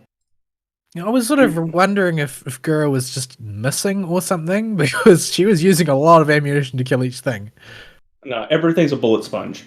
The most effective and ammo-efficient way to kill everything is get in its face, hit its head with a shotgun blast. If that doesn't kill it, pop it in the head once with a pistol, because you missed some of the shrapnel must have missed. Somehow. This does not sound Resi. So, it is still... It's Resi 4. Like, we're Leon S. Kennedy with training now. Ethan in the first game is just Joe Schmo. His wife has sent him a cryptic message, and he shows up at the Baker estate and has to go run around a southern plantation in Louisiana, and has no military training at all. In this game, he has been trained by Chris Redfield to be not part of his military unit, but enough to protect himself in case something happens again. So he can use semi-automatic weapons now. Does Chris have reason to believe that something will happen? Yes. Yeah, I thought that might be the case. Yeah. Chris laments several things about his decisions throughout the game when it comes to just open your mouth and explain things, Chris. And the fact he's got that syndrome where the story happens because they decide to just take action instead of explaining why. And this is a bit of a spoiler for later, but not really if I'm vague enough about it. He gets on the intercom with his team after the POV switches to him for a brief bit, because like in Resi 7, you get to play as a fully trained operative for a bit of time. And you get access to his full automatic weapons that do a zillion damage, and play through a bit to get some of the big story reveals. And at the end of this, the guy on his intercom goes, this situation would be a whole lot cleaner if you had just opened your mouth and told Ethan what's up, right? Yeah, so it's like in whatchamacallit, the second, no, not the second, the third Evangelion movie only happens because nobody wanted to talk to Shinji about what the heck had been happening, but they were all blaming him for everything that happened. Shut up! But nobody would say anything about it. They just say, "Oh, you're to blame. You are responsible for destroying the world." And this is after he's woken up from like a coma, and they do nothing but basically give him the cold shoulder and glare at him. And nobody will explain to him what's going on even every time he asks. And the entire chaos of the movie precipitates because of this behavior.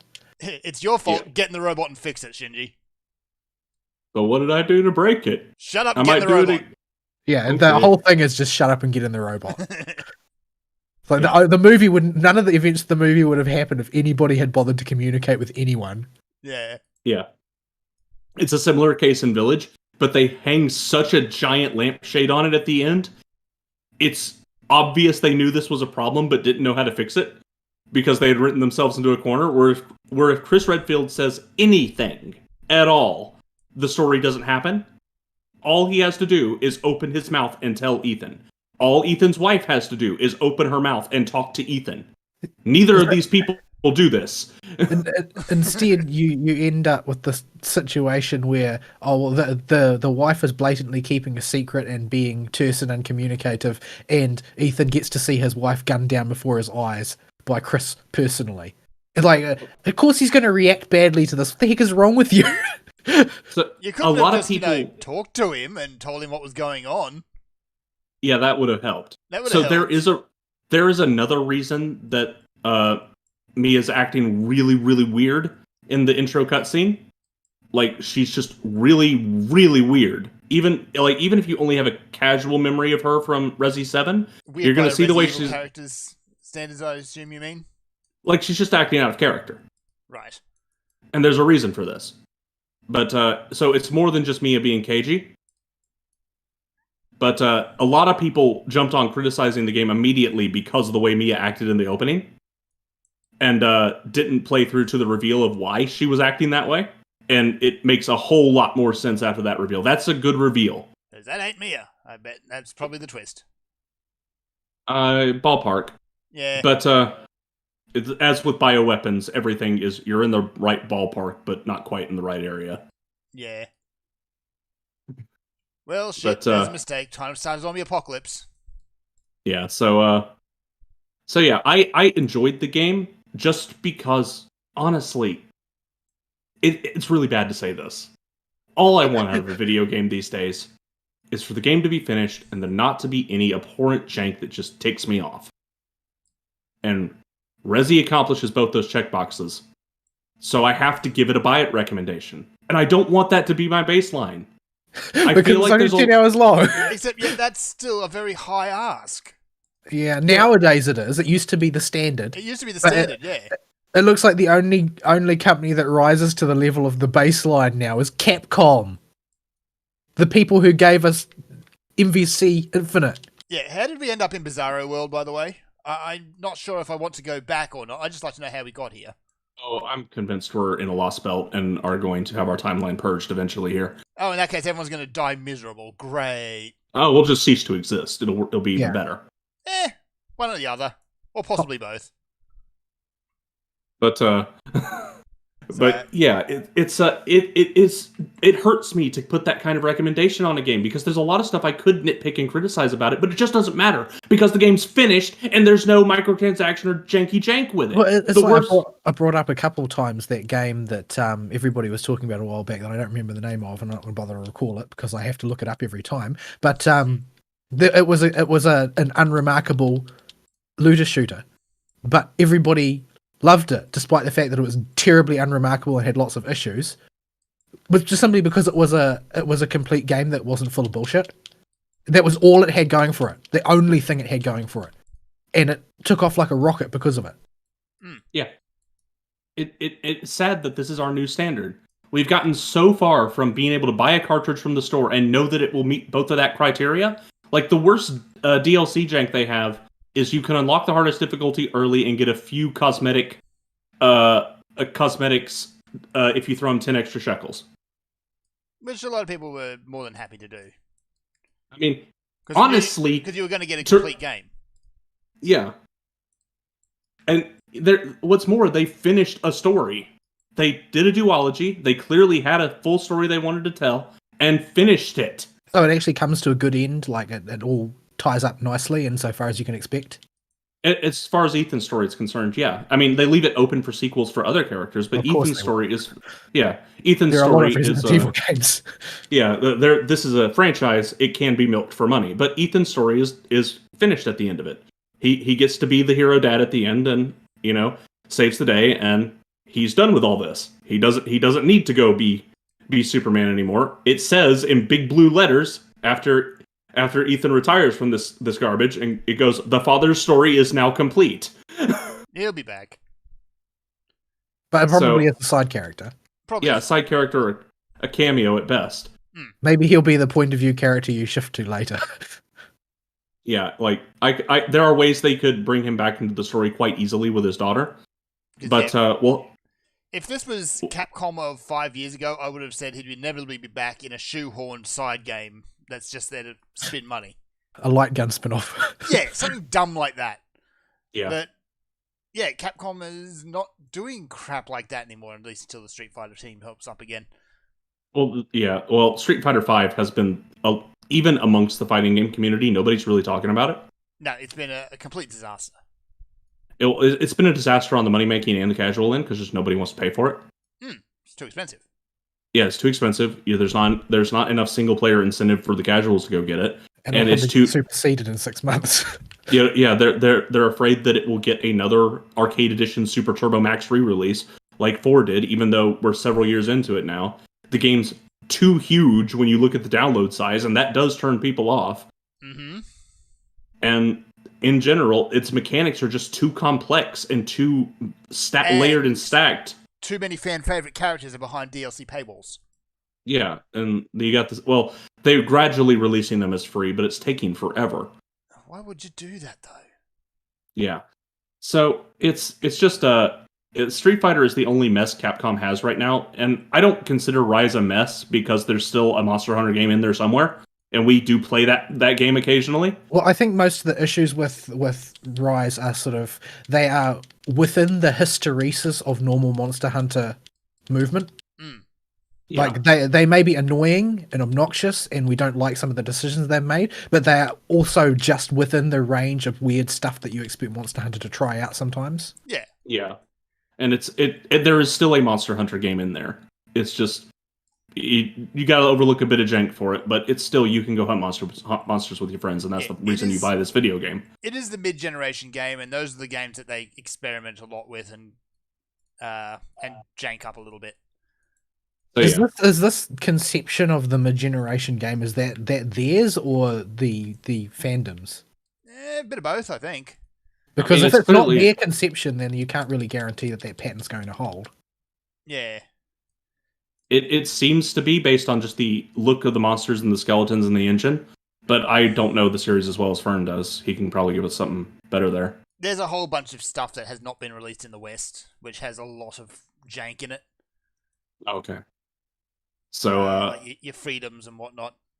Although I do want to fight the Double Doggo boss. That sounds like a lot of fun. I see. It's a pair of doggos that a red one and a blue one. You fight them individually, and then you fight them both together, and they have a whole bunch of team attacks. It actually sounds really cool. I see. So yeah, that's really all I want to highlight with Resi 8, and point out that it's a finished video game. You do need to play 7. There is no getting around that you need to play Resident Evil 7. You do not need to play any other Resident Evils. You may not know who Chris Redfield is if you don't, but you don't need to understand any of Ethan's story. He's the man with the stupidly big arms. That's all you really need to know. And in this pseudo-rebooted continuity, it's not the same Chris Redfield as we all know and love anyway. Does he have normal-sized arms? He wears tactical gear all the time, so I don't know if I've actually seen his arms. Okay, answer is probably not then. I mean, it's Chris Redfield. Yeah, he's got huge arms and a tiny head. That's Chris Redfield. And is the subject of an awful lot of memes about trying to get Leon to continue the Redfield line. Yes. So, does it make sense? No. But who cares? We don't talk about yaoi shippers. No. Well, no, it's not that. He's trying to get Leon Claire to pick Claire over the Fed. That's right. I forgot about the Leon Claire memes. But yeah. So yeah, if you like the kind of sci-fi horror story that the Resident Evil series likes to tell, they stick fairly close to that without jumping the shark like they have in the past. It tells a completed story. This arc is done. You could be satisfied never seeing another Resident Evil game if this one's the end. And you can play through the game and have a generally good Resident Evil experience if you just go in accepting this one's a bit more action-heavy.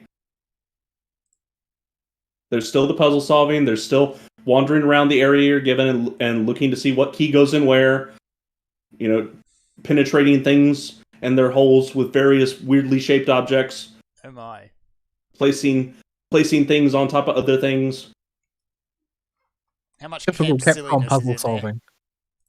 Yeah, it's Capcom puzzle solving. So yeah, it gets a recommendation for that, if nothing else.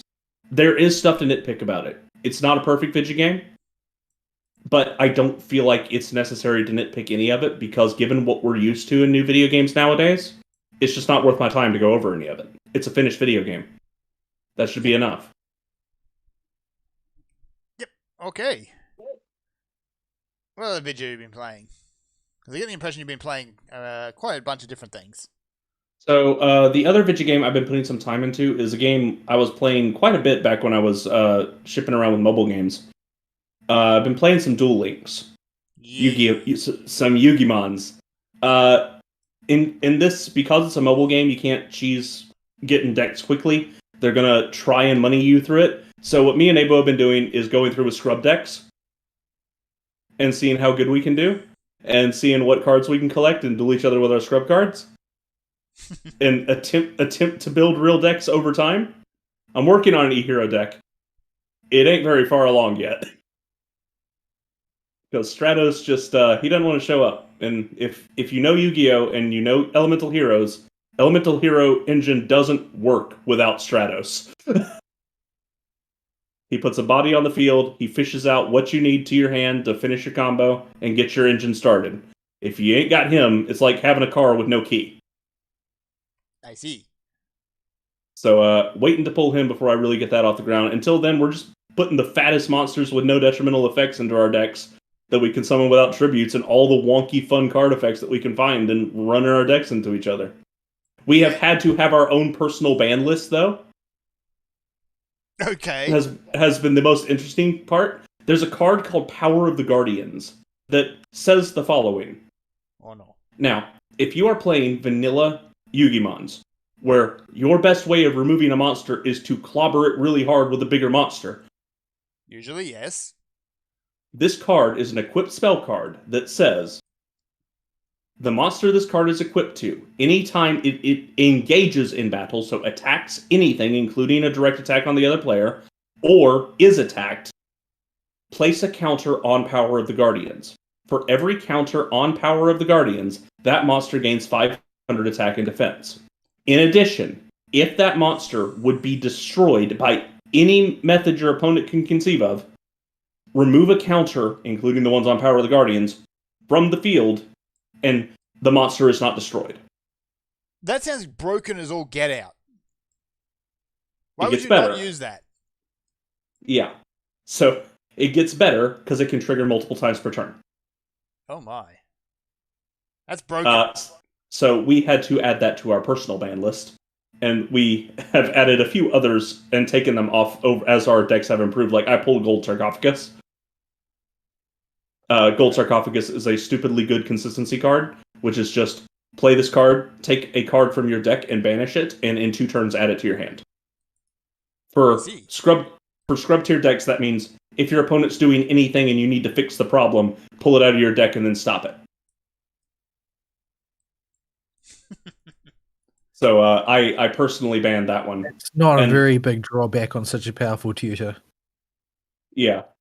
So its drawback is it banishes the card, so it can be interacted with by your opponent. But in general, it's a stupidly good card, and even in the game is limited to 2. You can't have more than 2 copies. The Duel Links format keeps things and the power level much lower, thankfully. So we're not looking at monsters with 20 paragraphs of text.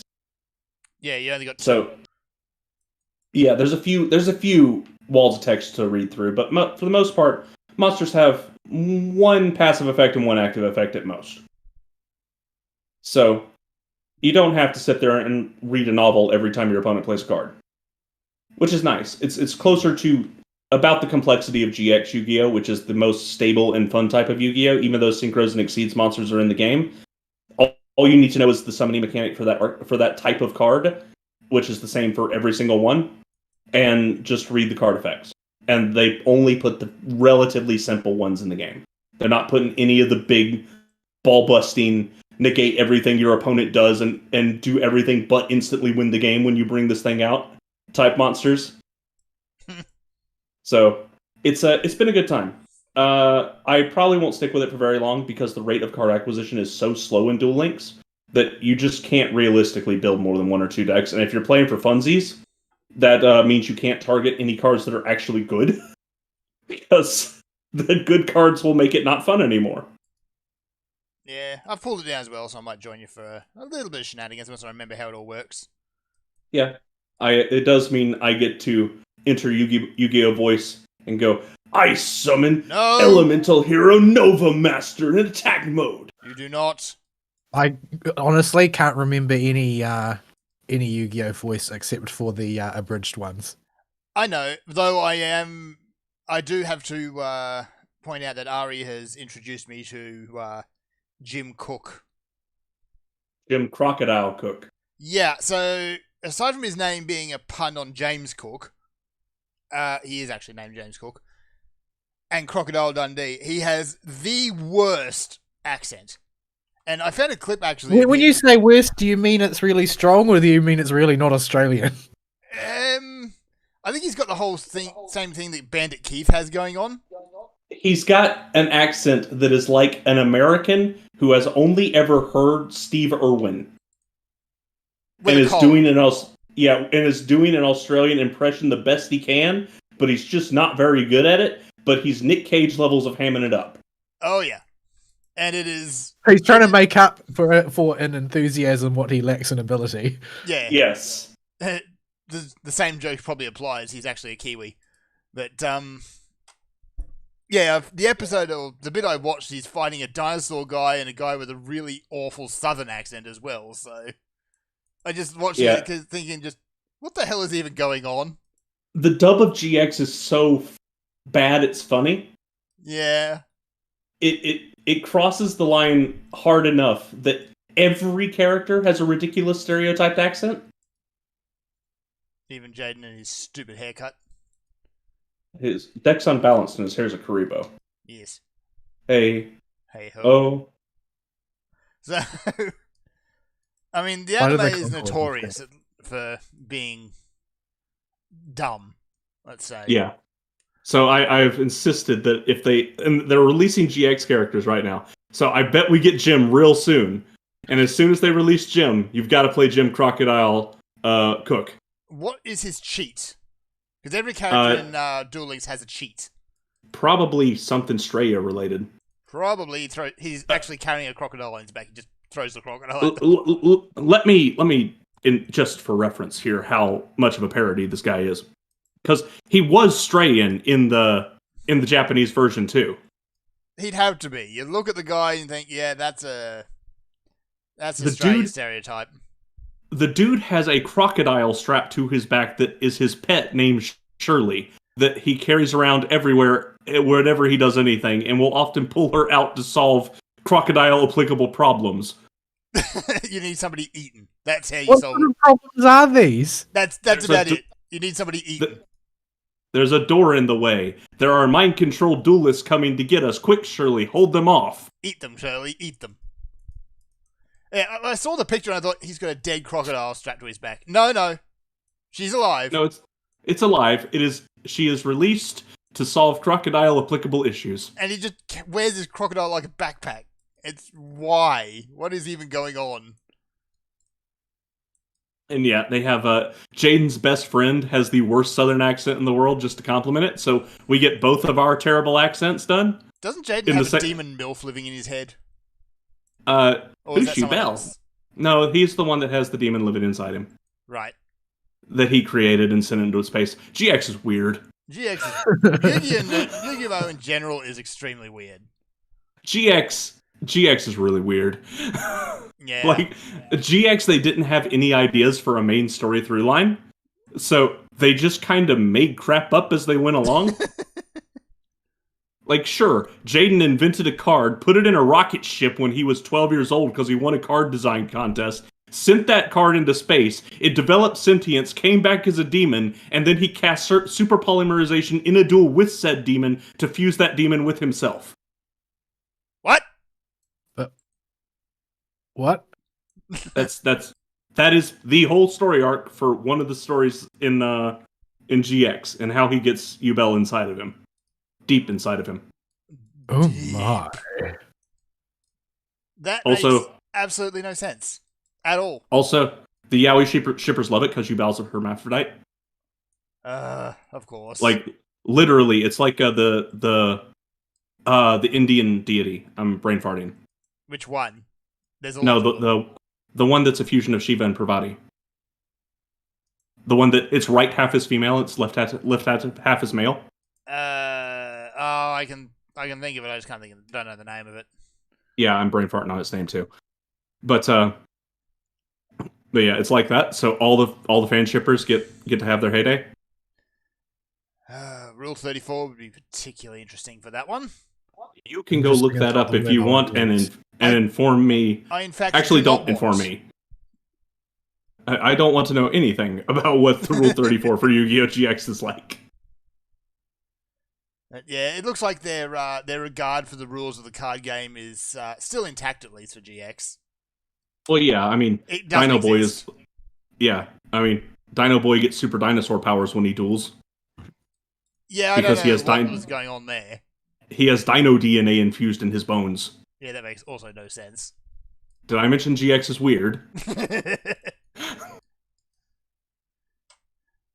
This is coming off the back of regular Yu-Gi-Oh! Where like 90% of the series is filler. I mean, regular Yu-Gi-Oh! Is dumb, but it has a story you could put together and say, I can see how somebody could think that was a complete story. Maybe GX drunk. Doesn't. Yeah, GX doesn't. GX stuff just happens. GX is what happens when those people that were drunk decide that mushrooms and LSD are a good thing. Whee! So yeah. Playing a bit of that. We'll talk a bit about that next week. So yeah. And that's our weeks. We got an email and a bit of small news, and we'll take it from here. This email has stuff that Vol can talk about, so I think you should read it. You just don't want to embarrass yourself by attempting to read English words. Duh. I thought that was obvious.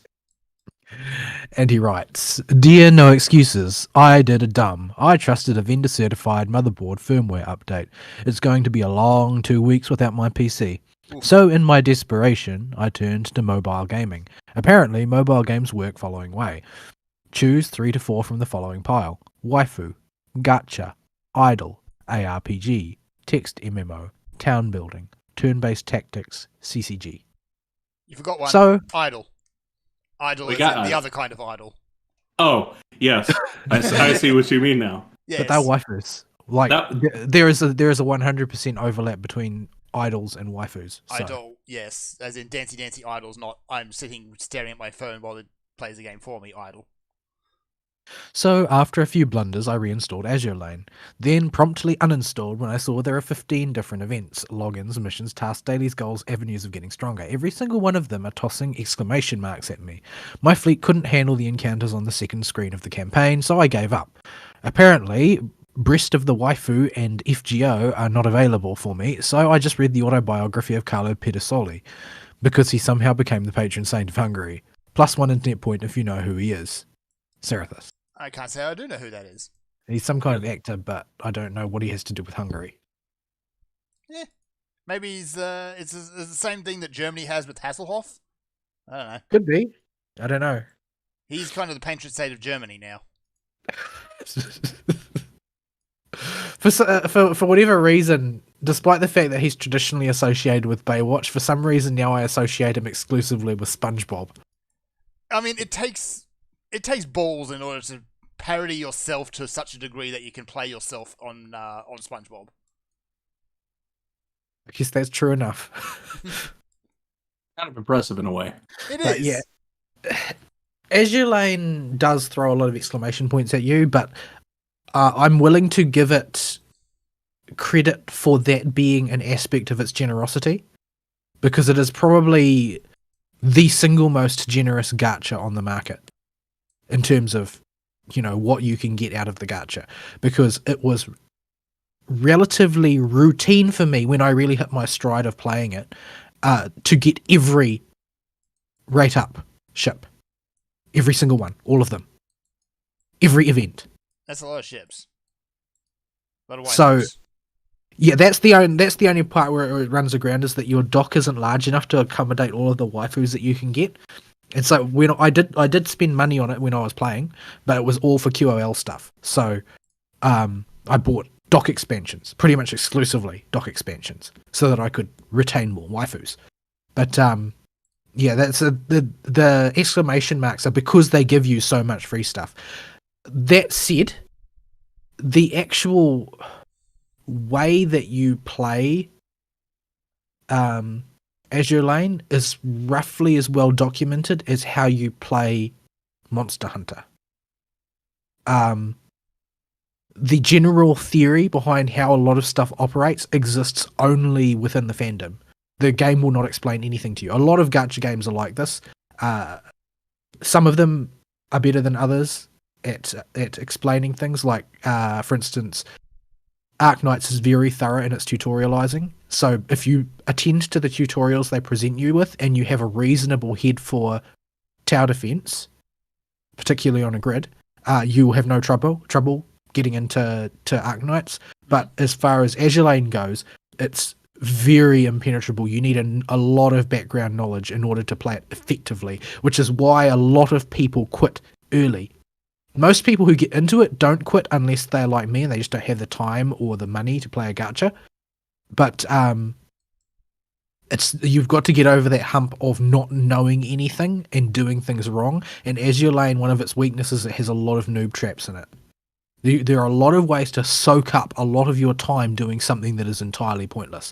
Like, for instance, leveling up HMS Nelson is a waste of your time. She seems like a really solid early battleship, but she's not. She's solid because the early levels of the campaign are comparatively trivial. So what happens is that you end up with this thing. Oh, it's got a barrage that just wipes out everything on the screen when lasers go everywhere and stuff. It's really cool, and it seems really cool until you get to about World 4 or 5, and suddenly those lasers don't do any damage. And wait on, they aren't really scaling. What am I going to do? Yeah, she's just a noob trap. You level her up, she doesn't give you anything, any bang for your buck, because every battleship is good at low levels. But some of them continue to be good after low levels, and you can't know what those are aside from thorough experimentation or spending a lot of time consuming online resources on how to play. There are also an awful lot of opinions floating around on how to do things, but it's sort of hard to say which of those are going to hold water long term. And there are also, it's got similar problems because there is a pseudo versus mode, where it's the type of versus mode gacha games often have, where you will construct a team that will be played by the AI when other people challenge it. Mm-hmm. So it's a different type of meta. But because there is a meta, there are a lot of very strongly held opinions about things you must do. But ultimately, aside from really late worlds in the campaign, there's nothing you really must do. Mostly you can get by using your waifus. There are some places though later on in the game where there's some worlds that are designated plain hell, where you just need to be able to deal with massive amounts of aerial attacks. Just colossal amounts of anti-aircraft are necessary in order to get through those worlds. But other than a few rough spots like that, mostly you can play with your waifus if you're willing to develop them sufficiently and give them the highest tier equipment that you can lay your hands on. So yeah. I was quite happy with the fleets that I'd managed to build. I was enjoying playing the game quite a bit, but FGO is a higher priority for me because the writing is better, and I don't have the time to play more than one gacha because there's so much to do, so much to chase after in Azure Lane. But a lot of the things that they will challenge you to do when you go in and you see there's a mountain of exclamation points, most of them oftentimes are just giving you free stuff just because. So, we're celebrating this event or that event, and we're going to give you a bunch of free stuff. We'll give you some free equipment or some free resources or some free this, that, and the other. There's a lot of free stuff. Free waifu. Occasionally, they do just give you a free waifu.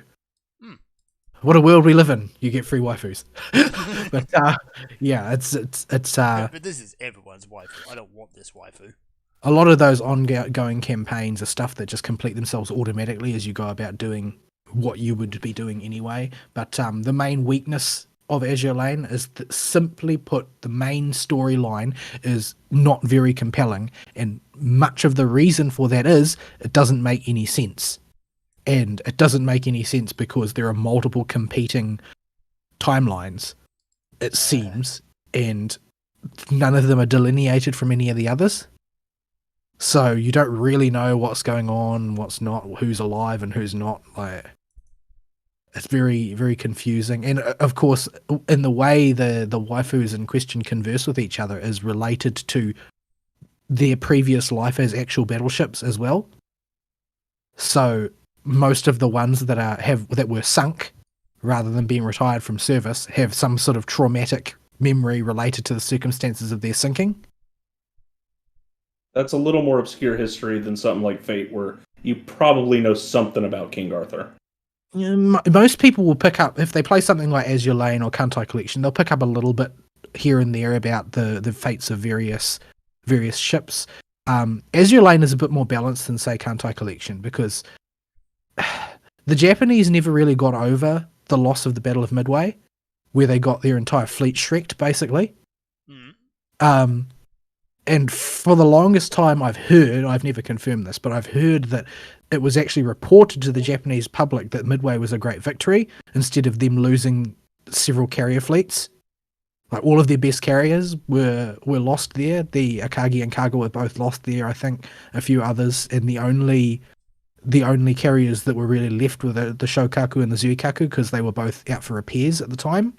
But they lost most of their heavy hitters in the fleet there, and honestly, Japanese ship engineering was not great. Like, the Kaga was famous for giving people heat stroke because the exhaust from the turbines ran by the crew compartments and upped the temperature in there dramatically, so that you were just roasting in a sauna the entire time when you were asleep. But so at any rate, you do pick up a lot of little factoids about the fates of various ships, and some of that's carried through to the game. Like, one of the most powerful PvP sniper ships is the HMS Warspite, and that's because the Warspite held the record for the longest range ship sinking with an artillery shell in the war. So yeah, you do pick up a little bit of history. It is obscure, but it is kind of interesting to learn about those things, especially considering the sort of strange ways that they'll be reflected in the game. Sometimes it's a lot simpler, like the IGN Taiho was sunk by a US submarine. I can't remember which one. But the character Taiho is, as a result, terrified of this character, even though Taiho is a yandere character who's very imposing and has the largest bust in the cast. But she's a very sort of bold character, generally speaking, and one that a lot of other characters are afraid of. But she's afraid of the US submarine Albacore, who is like an incredibly tiny lolly style character, and she's utterly terrified of her. But there's no in-universe explanation for why. It's just her trauma from being sunk by the Albacore when she was a real warship. So there's a few things like that in there as well. But yeah. At any rate, I sort of wish that I'd been able to continue it because I enjoyed playing it. The gameplay and the team building is probably a little bit more compelling than FGO's, but the writing in the main is just kind of awful. So that's why I stopped. Yeah. Alrighty. Beyond that, I don't know. A lot of these mobile games all seem to be the same. You're absolutely right. And there's I love the way that he presents it, though. Like, you're going to McDonald's and you're ordering your mobile game. I mean, it's not far from the truth. But yeah, I just find idle games, not idle games, I guess, if you can tell the difference. They are the laziest games, I think. Not just to play, but also to make. It's like, we will have this automated process where a number goes up. Give us money, and the number will go up slightly faster. Well, we know there's a market for Cookie Clicker. Unfortunately, yes. Please stop giving Cookie Clicker money, people. Just stab. Please stab. Did people actually give Cookie Clicker? Is there microtransactions? Not necessarily Cookie Clicker, but things like Idle Champions of the Forgotten Realms. Like, I would happily pay money for Deacon. Well, almost always happily pay money for it. I reluctantly pay money for Deacon. Just because he's Deacon. I see. Or Minsk. But it's just, sometimes when it's tied to a property, people will pay money for their waifu or for their favourite characters or whatever. But there is a market for people who will just happily sit there. And even a game, maybe, for example, I saw one about ants. Let's grow ants. People will pay money to grow ants faster. But they can do that in real life. They just don't have a microtransaction associated with them. You can keep an ant farm if you want. Yeah, you can. It's probably more compelling than keeping a fake ant farm. Do you end up with giant alien space ants? Probably not. Actually, you end up with an ant farm full of ant corpses. Yeah. Typically. Yeah, you make ant corpses. Even when it is thriving, the amount of ant corpses in there really builds up. Well, they I only kept go- going when I was a kid. Yeah, they don't live very long, though, as a general rule. Well, it's not so much just that. It's that the drones don't serve a purpose, and they can't get out of an ant farm. Mm. Normally, what will happen in most hive type insects is that the surplus of drones will be killed and or die naturally. They've got a really short lifespan, and then dragged outside for disposal. In an ant farm, there's nowhere to drag them, so you just end up with dead drones everywhere. It's a major problem with the phenomenon of an ant farm, honestly. Like that, and that's the other thing. The ants don't really understand how to. That's related to the fact the ants don't really understand how to dispose of things in an ant farm. There's not really a good way to do it, and so my ants just kept leaving crap wherever. Yep. Like I would attach tubes to go from one farm unit to another farm unit, and then the ants would basically, rather than using those tubes primarily for transporting between the two farms, they would also use them to pile up any old crap that they didn't want in their main chambers. Oh, so they just block off the tubes. They didn't block them off entirely, but they tended to use them less and less the more clogged it got with garbage, with corpses and bits of grit and that sort of thing. Yeah. Here's an easier way to for an ant farm. What you want is a can of Coke. Go into your backyard, shake it, spray it everywhere, and then wait for 3 days. You'll have all the ants you want. Well, the real challenge with setting up an ant farm is finding a viable queen who won't die when you transfer her to the ant farm. I tried that as a kid. We got an ant farm and we tried, and we killed like maybe 3 queens. Don't know what we were doing wrong. They just killed over and died. Yeah, This was not a hobby I engaged in.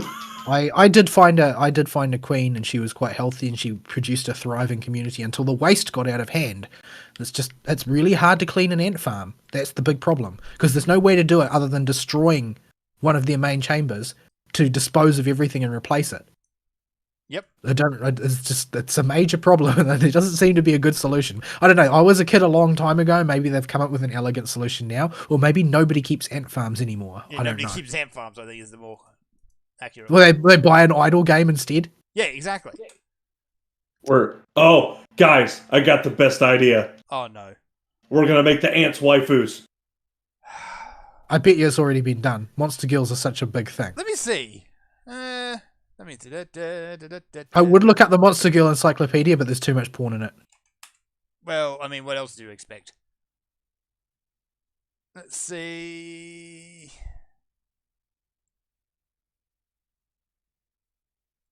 Why are you looking Yeah, at? Antarachne.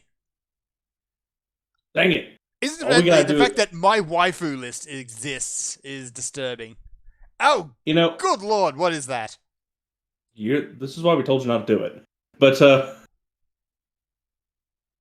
just think about it. All we got to do is find something that hasn't been made into a cute anime girl yet, and we can make bank off of it. How are you going to do that? That sounds really challenging. I think if we try really hard, we can Even figure it out. Hitler has been made into one. Yeah, Hitler waifu exists. There are at least You 3 mean the jokes nice I girl came from up. Munich? The nice girl from Munich. Could we not, Oh. please? Oh no. Yeah, that's No. I had a thought, and I'm debating to voice it or not. In that case, don't. Yeah, if Ari has to stop and think about it, probably too spicy. Yeah. It's way too spicy, and Ben Shapiro would be very offended. You tell us off the air then. To be fair, it doesn't take much to offend Ben Shapiro. This would wrestle his jimmies. It has to be about the Jews. I'll give you a hint. Inanimate objects used by the nice girl from Munich. Oh man, I don't think you can do an anthropomorphized personification of Auschwitz. Please no. Also, I'm pretty I'm sure not- that's already been done. But It please probably don't. has. I'm not Hetalia going to is a confirm. thing. I'm not going to confirm or deny anything. So if I keep guessing, you won't say anything. Which actually reminds me, Anime Lab keeps suggesting that I watch Hetalia, and I don't want to. It's not good. For It's obvious talk reasons. talk about your overhyped fangirl Fujoshi bait. It's Yeah. Fujoshi bait. It is Fujoshi That's Bait. the whole point. It is. It does have some very funny episodes, but they're just drowning in Fujoshi bait that contaminates it all. I watched Like, a if- couple I of would episodes. totally watch it if there was a version of it that was just pruned of all the stuff which exists only to bait Fujoshi. Like, I watched a couple of it- episodes years ago, and it's like, okay, well, that was a funny joke, but stop reusing the animations. Stop it. It's And just they reuse animations all over You're the not, place. but you're not supposed to watch it constantly. It's not designed for binging. Period. No. It doesn't exist for that purpose. Yeah. it's for a different time and a different gender than you, Fern. Yeah, I'm completely outside the target demographic on that. Righty, what's next? I think we got news for what it's worth. Do you want to talk about hot tubs? I was going to save that for last because I what? want to do the bad. I want to do the bad news first before we do the funny news. 'Cause Okay, the bad funny news. news will make that'll make the downer stuff seem less down. Bad news first, then. So the creator of Berserk died this week, and has been all the anime community has been talking about. Yeah. Well, the thing is that a lot of people until now didn't realize just how influential he was on, particularly on Western properties. There are a lot of Western properties drew from his work quite a bit, as well as Eastern ones, and that was basically an unknown fact. The fact that pretty much in the entirety of Dark Souls art is just cribbed from his work Mhm. without any kind of attribution. A lot of people didn't know about that until recently. Well, you don't think about it, but as soon as somebody points it out, you can't unsee that. It's very obvious as soon as it's pointed out. Yeah. It's I feel bad for everybody that's been really excited for Berserk and talks about it nonstop because they're in that awkward situation now where their work will never be finished, and just now is their author being appreciated now that he's gone. Isn't that kind of an artist thing, though? It kind of Yeah. is, yeah. I suppose in a twisted plus side, he was recognized pretty fast after he passed by everybody that doesn't normally follow that kind of thing. Yeah.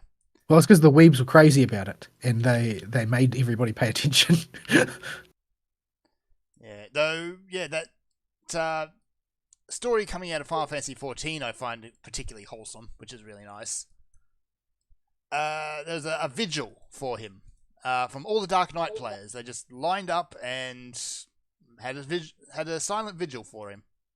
Because that whole archetype was basically built by him. There were Yeah. the enormous sword, The edgy the boy. brooding warrior, like that was pretty much he popularized that in a big way, and Yeah. has a lot of responsibility for its existence. So it's nice to see people recognizing that. Yeah, I really liked that. Yeah. That was nice. If you have a character in fictional media with a giant honking sword that has some part of his backstory that is even a little bit dark, it's likely Guts was an inspiration for it, Mm-hmm. or at least a partial inspiration. Yeah, maybe 2 or 3 steps removed, but still. But He yeah, was in without there Guts, that character you love would be different. Yeah. So yeah, it's sad to see him go. And on a more cynical note, Oh, there's here we some go. theories we have. No! No, YouTube bans people who talk about things like that. I'm just saying, a certain spike protein that causes heart failure Ah! might have been involved. Why you do this? Bird sounds like he's dying. I think he's face palming. Why? I think that's an audible facepalm without the slap. That was fairly impressive. I don't want to slap myself too hard. I'm wearing a microphone after all. So yeah, just gonna leave that there. Can someone clean that up, please? It's gonna stink up the place. Well, YouTube will do it for us if they so- hate us enough for it. I mean, yes. So, Yeah, fun story then. Move on to the hot tubs. Okay, hot tub time. I only So- actually found out this was a thing earlier this week, and then you popped this article up. So I saw this sitting on Tech Raptor, and I debated whether to put it in the news thread or not. I'm like, I'll wait until there's some time. Maybe some real news will come out. It only popped up like yesterday or the day before, and I was like, come on, some last minute news. I really don't want to have to resort to this, but here we are. Yep. So, Tech Raptor's article on this is actually, it's written like it's serious, but it's clearly just not. Just taking the piss. Yeah. So I'll post it in the live show chat. The Twitch hot tub meta is changing. Titles the article. So, for those that don't know, advertisers in Twitch have had a complicated relationship. And the advertisers don't want their content associated with thottery, but Twitch doesn't want to ban the thottery because the thottery makes a lot of money. It's not just that it makes a lot of money. There It are makes a lot of favors being exchanged on the inside. If you talk Yeah. to an insider, you hear about a lot of it. It's a really skeevy business. So yeah. So they introduced a compromise with, I think, several rule changes ago, where, okay, sure, your thoughts can stay on there. We'll give you your just chatting subcategory, but you can't wear bikinis in your bedroom. You have to wear clothing appropriate for the environment. The compromise. The workaround for this was, all right, we'll just get an inflatable pool and stick it in our bedroom. We'll go get a hot tub. Yeah. And stream from that. We'll just go sit by the pool. Then we got thoughts in hot tubs. So yeah, the girls, in an effort to continue being their thoughty selves, just worked around this. You know, I can respect the business acumen of working within your limitations at the very least. Yeah, like the just chatting tag is very broad. We'd actually fit under that, Yeah, but as would a lot of podcasts. all podcasts would fit under either just chatting, or they might have a podcast specific one. I don't know. Well, the purpose of that category though exists to accommodate people who are essentially just not using Twitch for its purpose, who are not streaming and not intending to stream. Yeah, There is no video gaming going on. like we're podcasting, but I'm also gaming. I'm not paying Yeah. particular attention to it, but we're playing gaming. Yeah, we are tangentially related to video gaming at least. You could make an argument for us being on Twitch even if we were just talking. The thoughts are not video gaming. The thoughts are rubbing their Team Gawain assets and doing it in very little clothing. Yeah, like Twitch really needs to come to grips with the fact that their business model is to sell softcore porn to children. Like that's what they do. Is what they do. That's their They that's don't their like to business. admit it, but that's It's what they do. probably against the law if and it was actually examined seriously by a panel who were dedicated to coming to a conclusion on it. I expect that the whole shebang would get banned by the moral majority types. Yeah. Like it's just FBI, I know you're following me. Do your job. yeah, patrol some thoughts instead of people who have the wrong opinions. I mean, Yeah, that audit, yo. That granny from the Capitol is not as big of a threat as the thoughts. They need patrolling. Incidentally, Botworms WMD this week named my team Thought Patrol. Well, ultimately, these Twitch thoughts, they do funnel people directly to their OnlyFans, which is just porn. Like their just whole objective, their whole money making scheme of these ethos is to get children hooked on porn. That's the point. That's the objective. That's what they're doing. This is not some kind of conspiracy theory. This is just how they make their daily bread. And you know, there are people that agree with it. I don't. I think that that's bad. It's bad for everybody involved. At the very least, I don't think it's objectionable to say that you should not be encouraging children to move towards this kind of entertainment, because it does do things to your head especially if you're younger. And not only that, but it's worse than regular porn. It's because it hinges on developing these sort of abnormal parasocial relationships with these ethos, which twist you up even more. it makes you incapable of having a relationship like the one you imagine in It your makes head. you incapable of distinguishing fantasy from reality. It accomplishes what people always said video games do. Yeah. You will never meet a girl that talks to you like your favorite Twitch thought. Sorry guys, just the way the world works. Real girlfriends have issues and love to tell you about how everything's wrong in their life, and you got to tell them, oh, I'm sorry, honey. Or you got to tell them, I don't believe you, and get them straightened out. That's the way it works. Yeah, and this is something that you always have to be concerned about in these online things, but for your own sake, if nothing else. Like even ones that keep themselves relatively wholesome, like a lot of the HoloLivers keep themselves relatively wholesome. You still have to make sure it never leaves the back of your mind that it's just a character. This isn't a real person. They don't exist. There is a real person behind it. They do have real emotions, real hopes and dreams, real personalities. But the personality that you encounter is not that. It is not the same thing. They may have similarities, but they are not the same person. You are not talking to a real person. They will never be a real person. You will never interact with this real person. It's just a story. It's a story that you're both participating in, but it's just a story. Even if you get out of the thoughty relationship aspect, even we're pretty dang close to how we are in real life, but we still play things up. At least a little bit. In a situation like this, it's just it's normal to be a little bit larger than life. So you're not getting the genuine experience there. So you've got to keep that in your mind. Like I like to think of it this way. When I went on the VTW server for the first time, I did not expect Octale to talk like he did on his podcast. But a lot of these people that get so into the simping for these Twitch thoughts and their OnlyFans, they try their best to get to know these girls, and then when they don't get with them, they expect other women to act the way they do. That's if they're lucky. If they're unlucky, they will think that they actually are in a relationship. Yeah, and then a lot of these people get bled for everything they've got, and then they kill themselves. Yeah, it's a dangerous road you're going down when you do this to young people. Young people especially. They don't have context. They don't have context because they're young. They don't realize the difference between reality and what they're encountering online. Because what is online is framed as though it's reality. They want your money. They need to make sure that those impulses to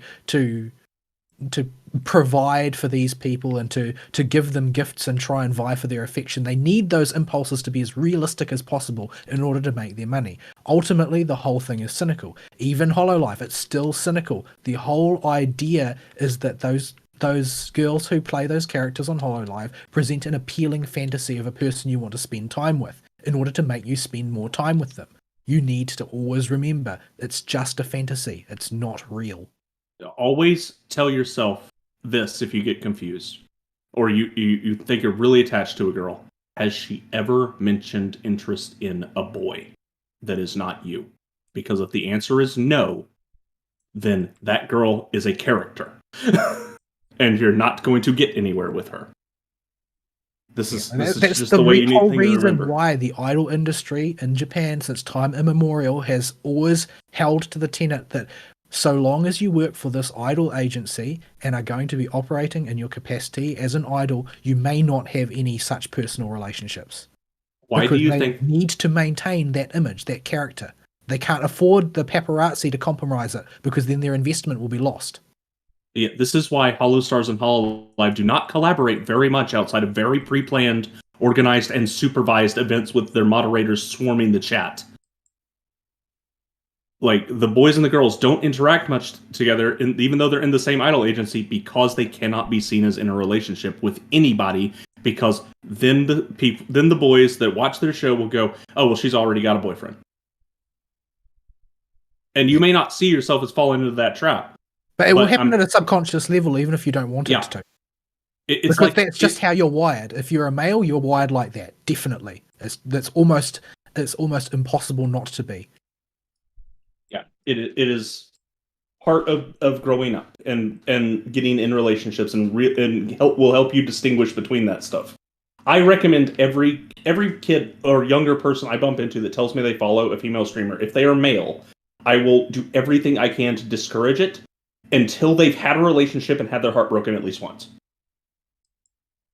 Because that will give you enough insulation, I think, to be able to tell that this girl is not a real girl. Yeah, but this back on topic. It is this particular line of impulses that is being exploited here, and in the most tawdry of ways, no less. But there is a direct pipeline provided for by Twitch from viewing Twitch streams through to paying for pornography. It is something that they have absolutely no shame about whatsoever. And so they have gone from attempting to dance around acknowledging the thoughterry to trying to play down the thoughterry to just acknowledging the thoughterry. They're coming around slowly. And it's going to be the death of Twitch when they do finally acknowledge what it shows is that there are no rules on Twitch, really. It only requires the right person to break those rules for the rule to be changed. Well, all it really means is you need to have a hole that somebody wants to stick something into. Well, yeah, I mean, ultimately that's how these things operate on Twitch in particular, because it's just a known fact that tawdry favors are being exchanged in order for these people to evade all of the rules. That's just the way they have operated, and it's why they're pretty much doomed in the long term. But yeah, that what in an abstract sense, what it shows is that there are no rules that apply to everyone. The rules only apply to those who can't provide a compelling reason to break those rules. And all these Twitch thoughts have got exactly what they need. They are now being contained in their manner of dress in a special category called pools, hot tubs, and beaches. Which, were it not for the number of people taking the piss, would be basically the porn category. Because that's the purpose that it would serve. Yeah, Vol wants me, him, and Fern to go buy a house and then set up a hot tub and stream in this category. He was discussing this in the show host board before the show. Nobody, I need y'all to help me out on this because he seems to think otherwise. Nobody wants to see our bodies in a hot tub. No, all I was saying. Here's what we do. We do that, except we get in the hot tubs wearing full tuxedos. Or we start streaming and then we get people to pay us to stop. I'm at the perfect ugly weight where I am not fat anymore, but I am not fit or thin yet. So you've got an average body that has blubber and loose skin hanging off of it.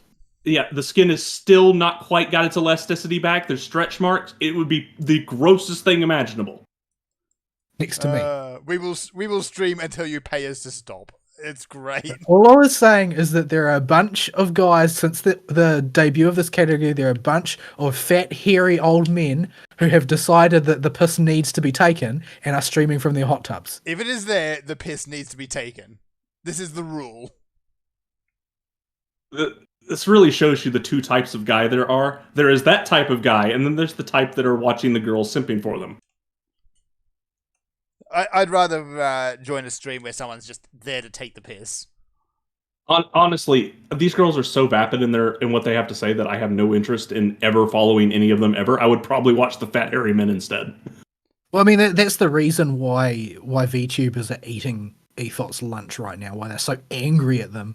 Like, I've never watched it, but this video keeps getting recommended in my YouTube recommends, which is about some Ethot who's shrieking about how it's not fair that this little shark can just sit there and get $1,000 when I can do an entire stream and not get that much. But the shark is cute. But the thing is that because they have to be pure to within certain limits, they have to engage with their character. Ethot doesn't have to do that. Ethot only needs to engage with the Team Gawain assets. Yeah, the Ethot just has to do what you can get for free on so many other websites. The only thing you don't get is the personalized aspect. And they don't do a very good job when most of them have only used their body to get what they want. So they don't have a functioning muscle that matters, the one between their ears.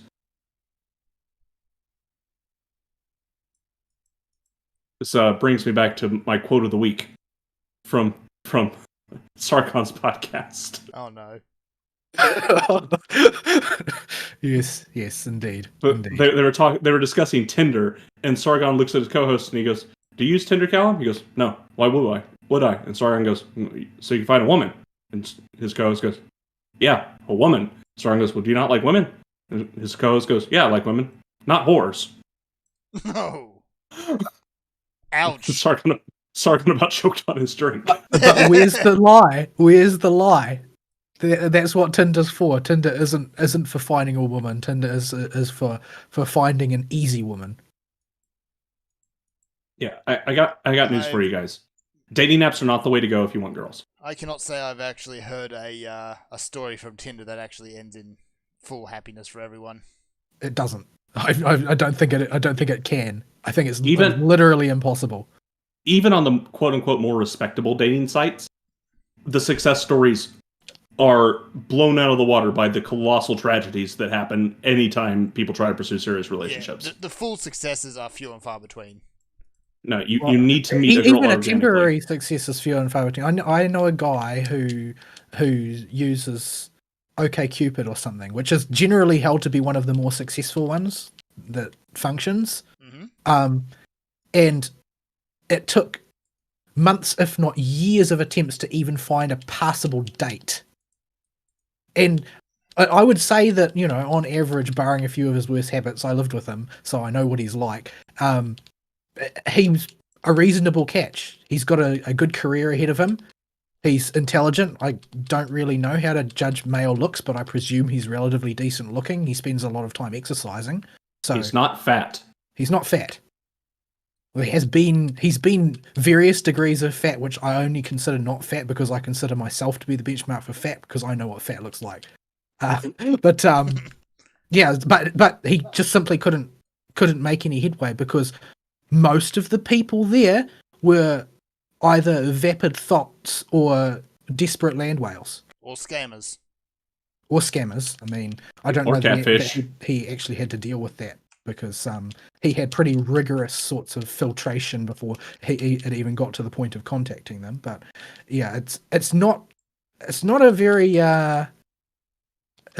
reliable method of finding someone. I mean, I don't have a significant other, so I can't tell you what should be done instead. And in fact, I think most people that I know who have used those services have resorted to them because, frankly, they don't know what else to do. It is harder now. It is harder now to meet a girl organically in our very divided culture. Our culture is dividing along any line that can be used as a difference between people, and one of the significant ones is gender. You're not going to find somebody in normal. Boys and girls don't move in the same social circles anymore. In fact, they are conditioned now to hate each other. They have media on one side saying you're evil, and one gender going, "Oh yeah, I guess they are evil," and the other side going, "Wait a minute, that's me." So you're not going to get boys and girls meeting as organically anymore. You don't have the same kind of meetup spots. People don't really go to bars anymore to hang out and find girls. That hasn't been a thing since the 90s. The thing is that even when that was the case, that still wasn't very good because the odds on, if you go to a bar, you're going to meet someone who likes going to bars, and if you don't like going to bars, you're not going to meet someone compatible. Yeah. If It actually worked for my if- brother, but I don't think either him or his now wife have been back to a bar since they met. Well, that just means that he won a lottery gamble. That's all. Both of them basically did. They got up that morning and said, "I want to go meet someone. I'm going to go to the bar." They happened to meet each other and never went back to the bar. The most successful relationships like that are not in bars. No, but I'm pointing out that it's another avenue that is still more successful than a dating app that is no longer there. In their case, I'm not going to call that so much success of the bar. I'm just going to call that fate. Yeah, that can happen. Yeah, I mean, I met all of my girlfriends came from either I was in classes with them. I had one internet girlfriend at one time. Tried that. That was a disaster. Don't do that, folks. Yeah, And met one in college and met one at a job I worked at. And the college one, I'm sure most of the VTW people remember. GOTUS is a thing. Poor Baron of Beef Tip. Scarred for Yeah. life. Will never get his innocence back. I don't know specifically what she told him, but I know it wasn't good. Yeah, he had whatever the Ventrilo equivalent of 1,000-yard stare it was. boy was 16 when she told him. Thankfully, everything was vanilla. That's the only thing I can fall back on. Well, you don't know that that's what she told him, though. She might have embellished. I'm not going to think about that. So... Oh, goodness, she totally did, didn't she? Miss Bent Wookie. Ugh. Just stop thinking about it. Just stop thinking about it. Retreat into your happy place. I need a distraction after the show. We can. But- I'll let you ham up with one Yu-Gi-Oh fight. We can ham up a Yu-Gi-Oh fighter, we can Monster Hunter or something, anything. Maldron. I can help you with it if you want me to. Yeah, I want to try out Charge Blade anyway. I could do that, but that involves fighting a Maldron again. You got to do it sooner or later. I think I do think that the way things currently are is headed for a cultural collapse, though, because the systems that are currently in place by which the culture operates, they don't operate. It's not a case of it serving its purpose badly. It's a case of it not serving its purpose at all. Because, I mean, historically, like even in recent modern culture, the way pairing off was done was it was mediated by your friends and family. Because you would usually be looking to court somebody who was like within 1 or 2 degrees of separation from people that you knew. And so, you know, there was already knowledge present in the pool of people you knew about how good of a match they were. So even if you had the final call, you weren't going to leap on anything particularly stupid most of the time. Yeah. On the plus side, I'm here to tell you, it's not any easier if you played the dating game quite a bit like I did. Back when you know, the normal avenues were still kind of available, unlike like they aren't now. Because now those avenues are gone and you don't know what to do. And so people go on Tinder. That is not the correct answer, though. No, this is about as far from the correct answer as possible, and is more than likely going to accomplish the exact opposite of whatever you're hoping to. Yeah. Oh my goodness. So, this is a bit more morally grandstanding than I wanted this. We're talking about thoughts and hot tubs. Yeah, all right. This is a bit more morally grandstanding than I wanted it to be, but it is a morally laden topic in this day and age. I don't have any problem with moral grandstanding. I think people thinking they shouldn't morally grandstand has turned into a problem. Like, moral grandstanding is bad for the soul of the person doing the moral grandstanding because it's usually shot through with hypocrisy and standards that you can't uphold. And that's true. However, you can't let that segue into just having no moral standards and giving no moral advice whatsoever. Because that just degrades the entire society rather than just yourself. Just got to strike the right balance. Yeah, there needs to be a happy medium here somewhere. Well, that feeds into the ever-going journey of trying to be as consistent as possible when no human can be. They're not going to be perfect at it. You just got to keep working at it. People saying that they shouldn't make moral commentary on immoral things just has historically, what we can observe going about society now, it has propagated bad moral behavior. Because people are worried about offending people. What I was more saying was, I thought this topic would be more of a funny one than a moral one. Yeah. Well, the thing is that the only reason why it is bad for Twitch to become, you know, a softcore porn peddler is a moral question. It's a moral question. Ultimately, if there is no moral question, then it does not matter what they do. I know the reasoning behind it. I agree with it. It's thoughts and hot tubs. Yeah, and thoughts and hot tubs are sort of a festering boil on the face of our society. They are a symptom of something that's deeply wrong. So yeah, thoughts and hot tubs are a thing on Twitch now. Apparently, it's being incredibly successful too, which is no surprise to anybody, especially if your bits dangle between your legs. You can understand why desperate boys would go for that. And it looks like I'm thinking this will be a move towards either Twitch changing into effectively a softcore porn site within the next 5 years, or a hardcore porn site eventually if they just finally give in, or it's going to be. No, I think that they'll launch a spin-off, which is, and Twitch will wither as anything other than a portal to go there. Tube. They'll just launch FuckTube. Because what the thoughts will then have to do is they'll have to go on Twitch and pretend to play video games badly like they used to, and then funnel people to the softcore Twitch site, and then take them to the OnlyFans. I remember seeing a thing once. One of the major Ethos. I can't remember which one. There are a few real juggernauts that make hundreds and hundreds of thousands of dollars. They all live in $1 million houses now because all from showing off their assets. But the one of them was shown to, like, she would always play things like Let's Dance and that, right? Because it allows her to show off her body. But it turned out that she didn't actually own Let's Dance. She was just putting on a YouTube video of it and then dancing along with it. Oh dear. So she was not merely not streaming, she was playing someone else's Let's Play of a game and pretending to be the one playing it. The layers. I used to love. The layers. This is how genuine these people are. This is how genuine they are. Yeah, there used to be stories and stories and stories, and I used to love reading them about finding another Twitch thought that had her boyfriend secretly playing the game off camera.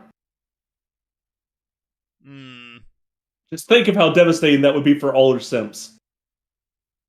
Well, I mean, that's probably why they're trying to convince everybody that being a cuck is a good thing. Yeah, it probably is. It's probably a reason, anyway. I think generally just men have degraded to that point that strength is no longer seen as an asset. That weakness is seen as an asset instead. You can't be a victim if you're strong. So cuckery is the natural progression of that. I don't think you need any extra incentives. I feel like Serathis is going to enjoy this. He seems to enjoy when we rag on the thoughts. I mean, who doesn't? Well, yeah, it's going to turn into a growth industry, I think, ragging on thoughts. Because there's so many of them, more and more people are gradually going to become aware of what a pernicious influence they are on society and the gaming subculture in particular. Like, gaming ultimately was designed to be a social activity, whether because you were discussing your passion or because you were participating in it together. And turning it into this other thing is an intrusion on our hobby and the reason why gatekeeping is necessary. Yeah, like, ask a younger person these days if they actually have played any of the video games they talk about. They played Fortnite. I bother. PewDiePie did. Yeah, that's what you get. You get a culture of people that is participating in our hobby that don't actually participate in our hobby. They're just consuming. They're consuming media. Media.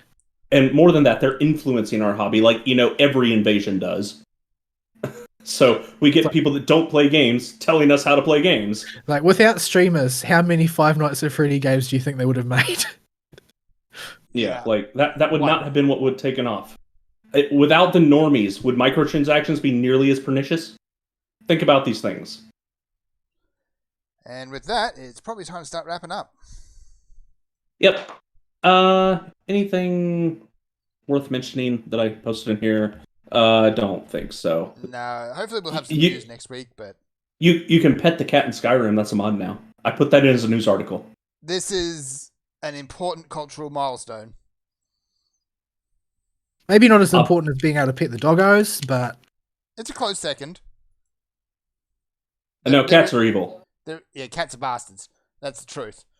I identify with cats much more than doggos, but cats are evil. They're just saying you're willingly an asshole. Yes. So, with that... Right. So, all right, folks, closing comments, and I'll wrap us out. Speaking of, it is doggo time. I'd say dogs are pure and we don't deserve them, but they can also be assholes. But they're funny assholes. They are funny assholes. Whenever they mess something up, it's always all over their face and nose, and they look at you like they didn't do anything. No, our dog never did that. Our border collie didn't. If our border collie had done something she wasn't supposed to, you would know as soon as you saw her because she would act very guilty. Yes. We never administered any kind of corporal punishment to her. It wasn't necessary because telling her off made her feel so bad that she wouldn't do it anymore. Yeah, doggos know. They know when they're in trouble and they know when they've done something naughty. The only time Shadow did that was when he ate the lawnmower.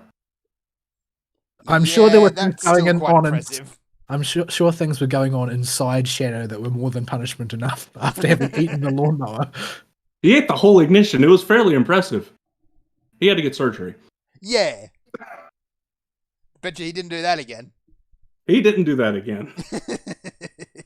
In fact, he quit eating things made of metal after that, and he stopped teething entirely. Lesson learned. So, yeah. Closing comments. Guess we'll do some more Almodron until I get sick of him and throw the controller across the room. Rathalos was not my friend at the start of this podcast, and he is still not my friend at the end of this podcast. He is an angry boy. And I am on fire. Yeah, that's pretty normal.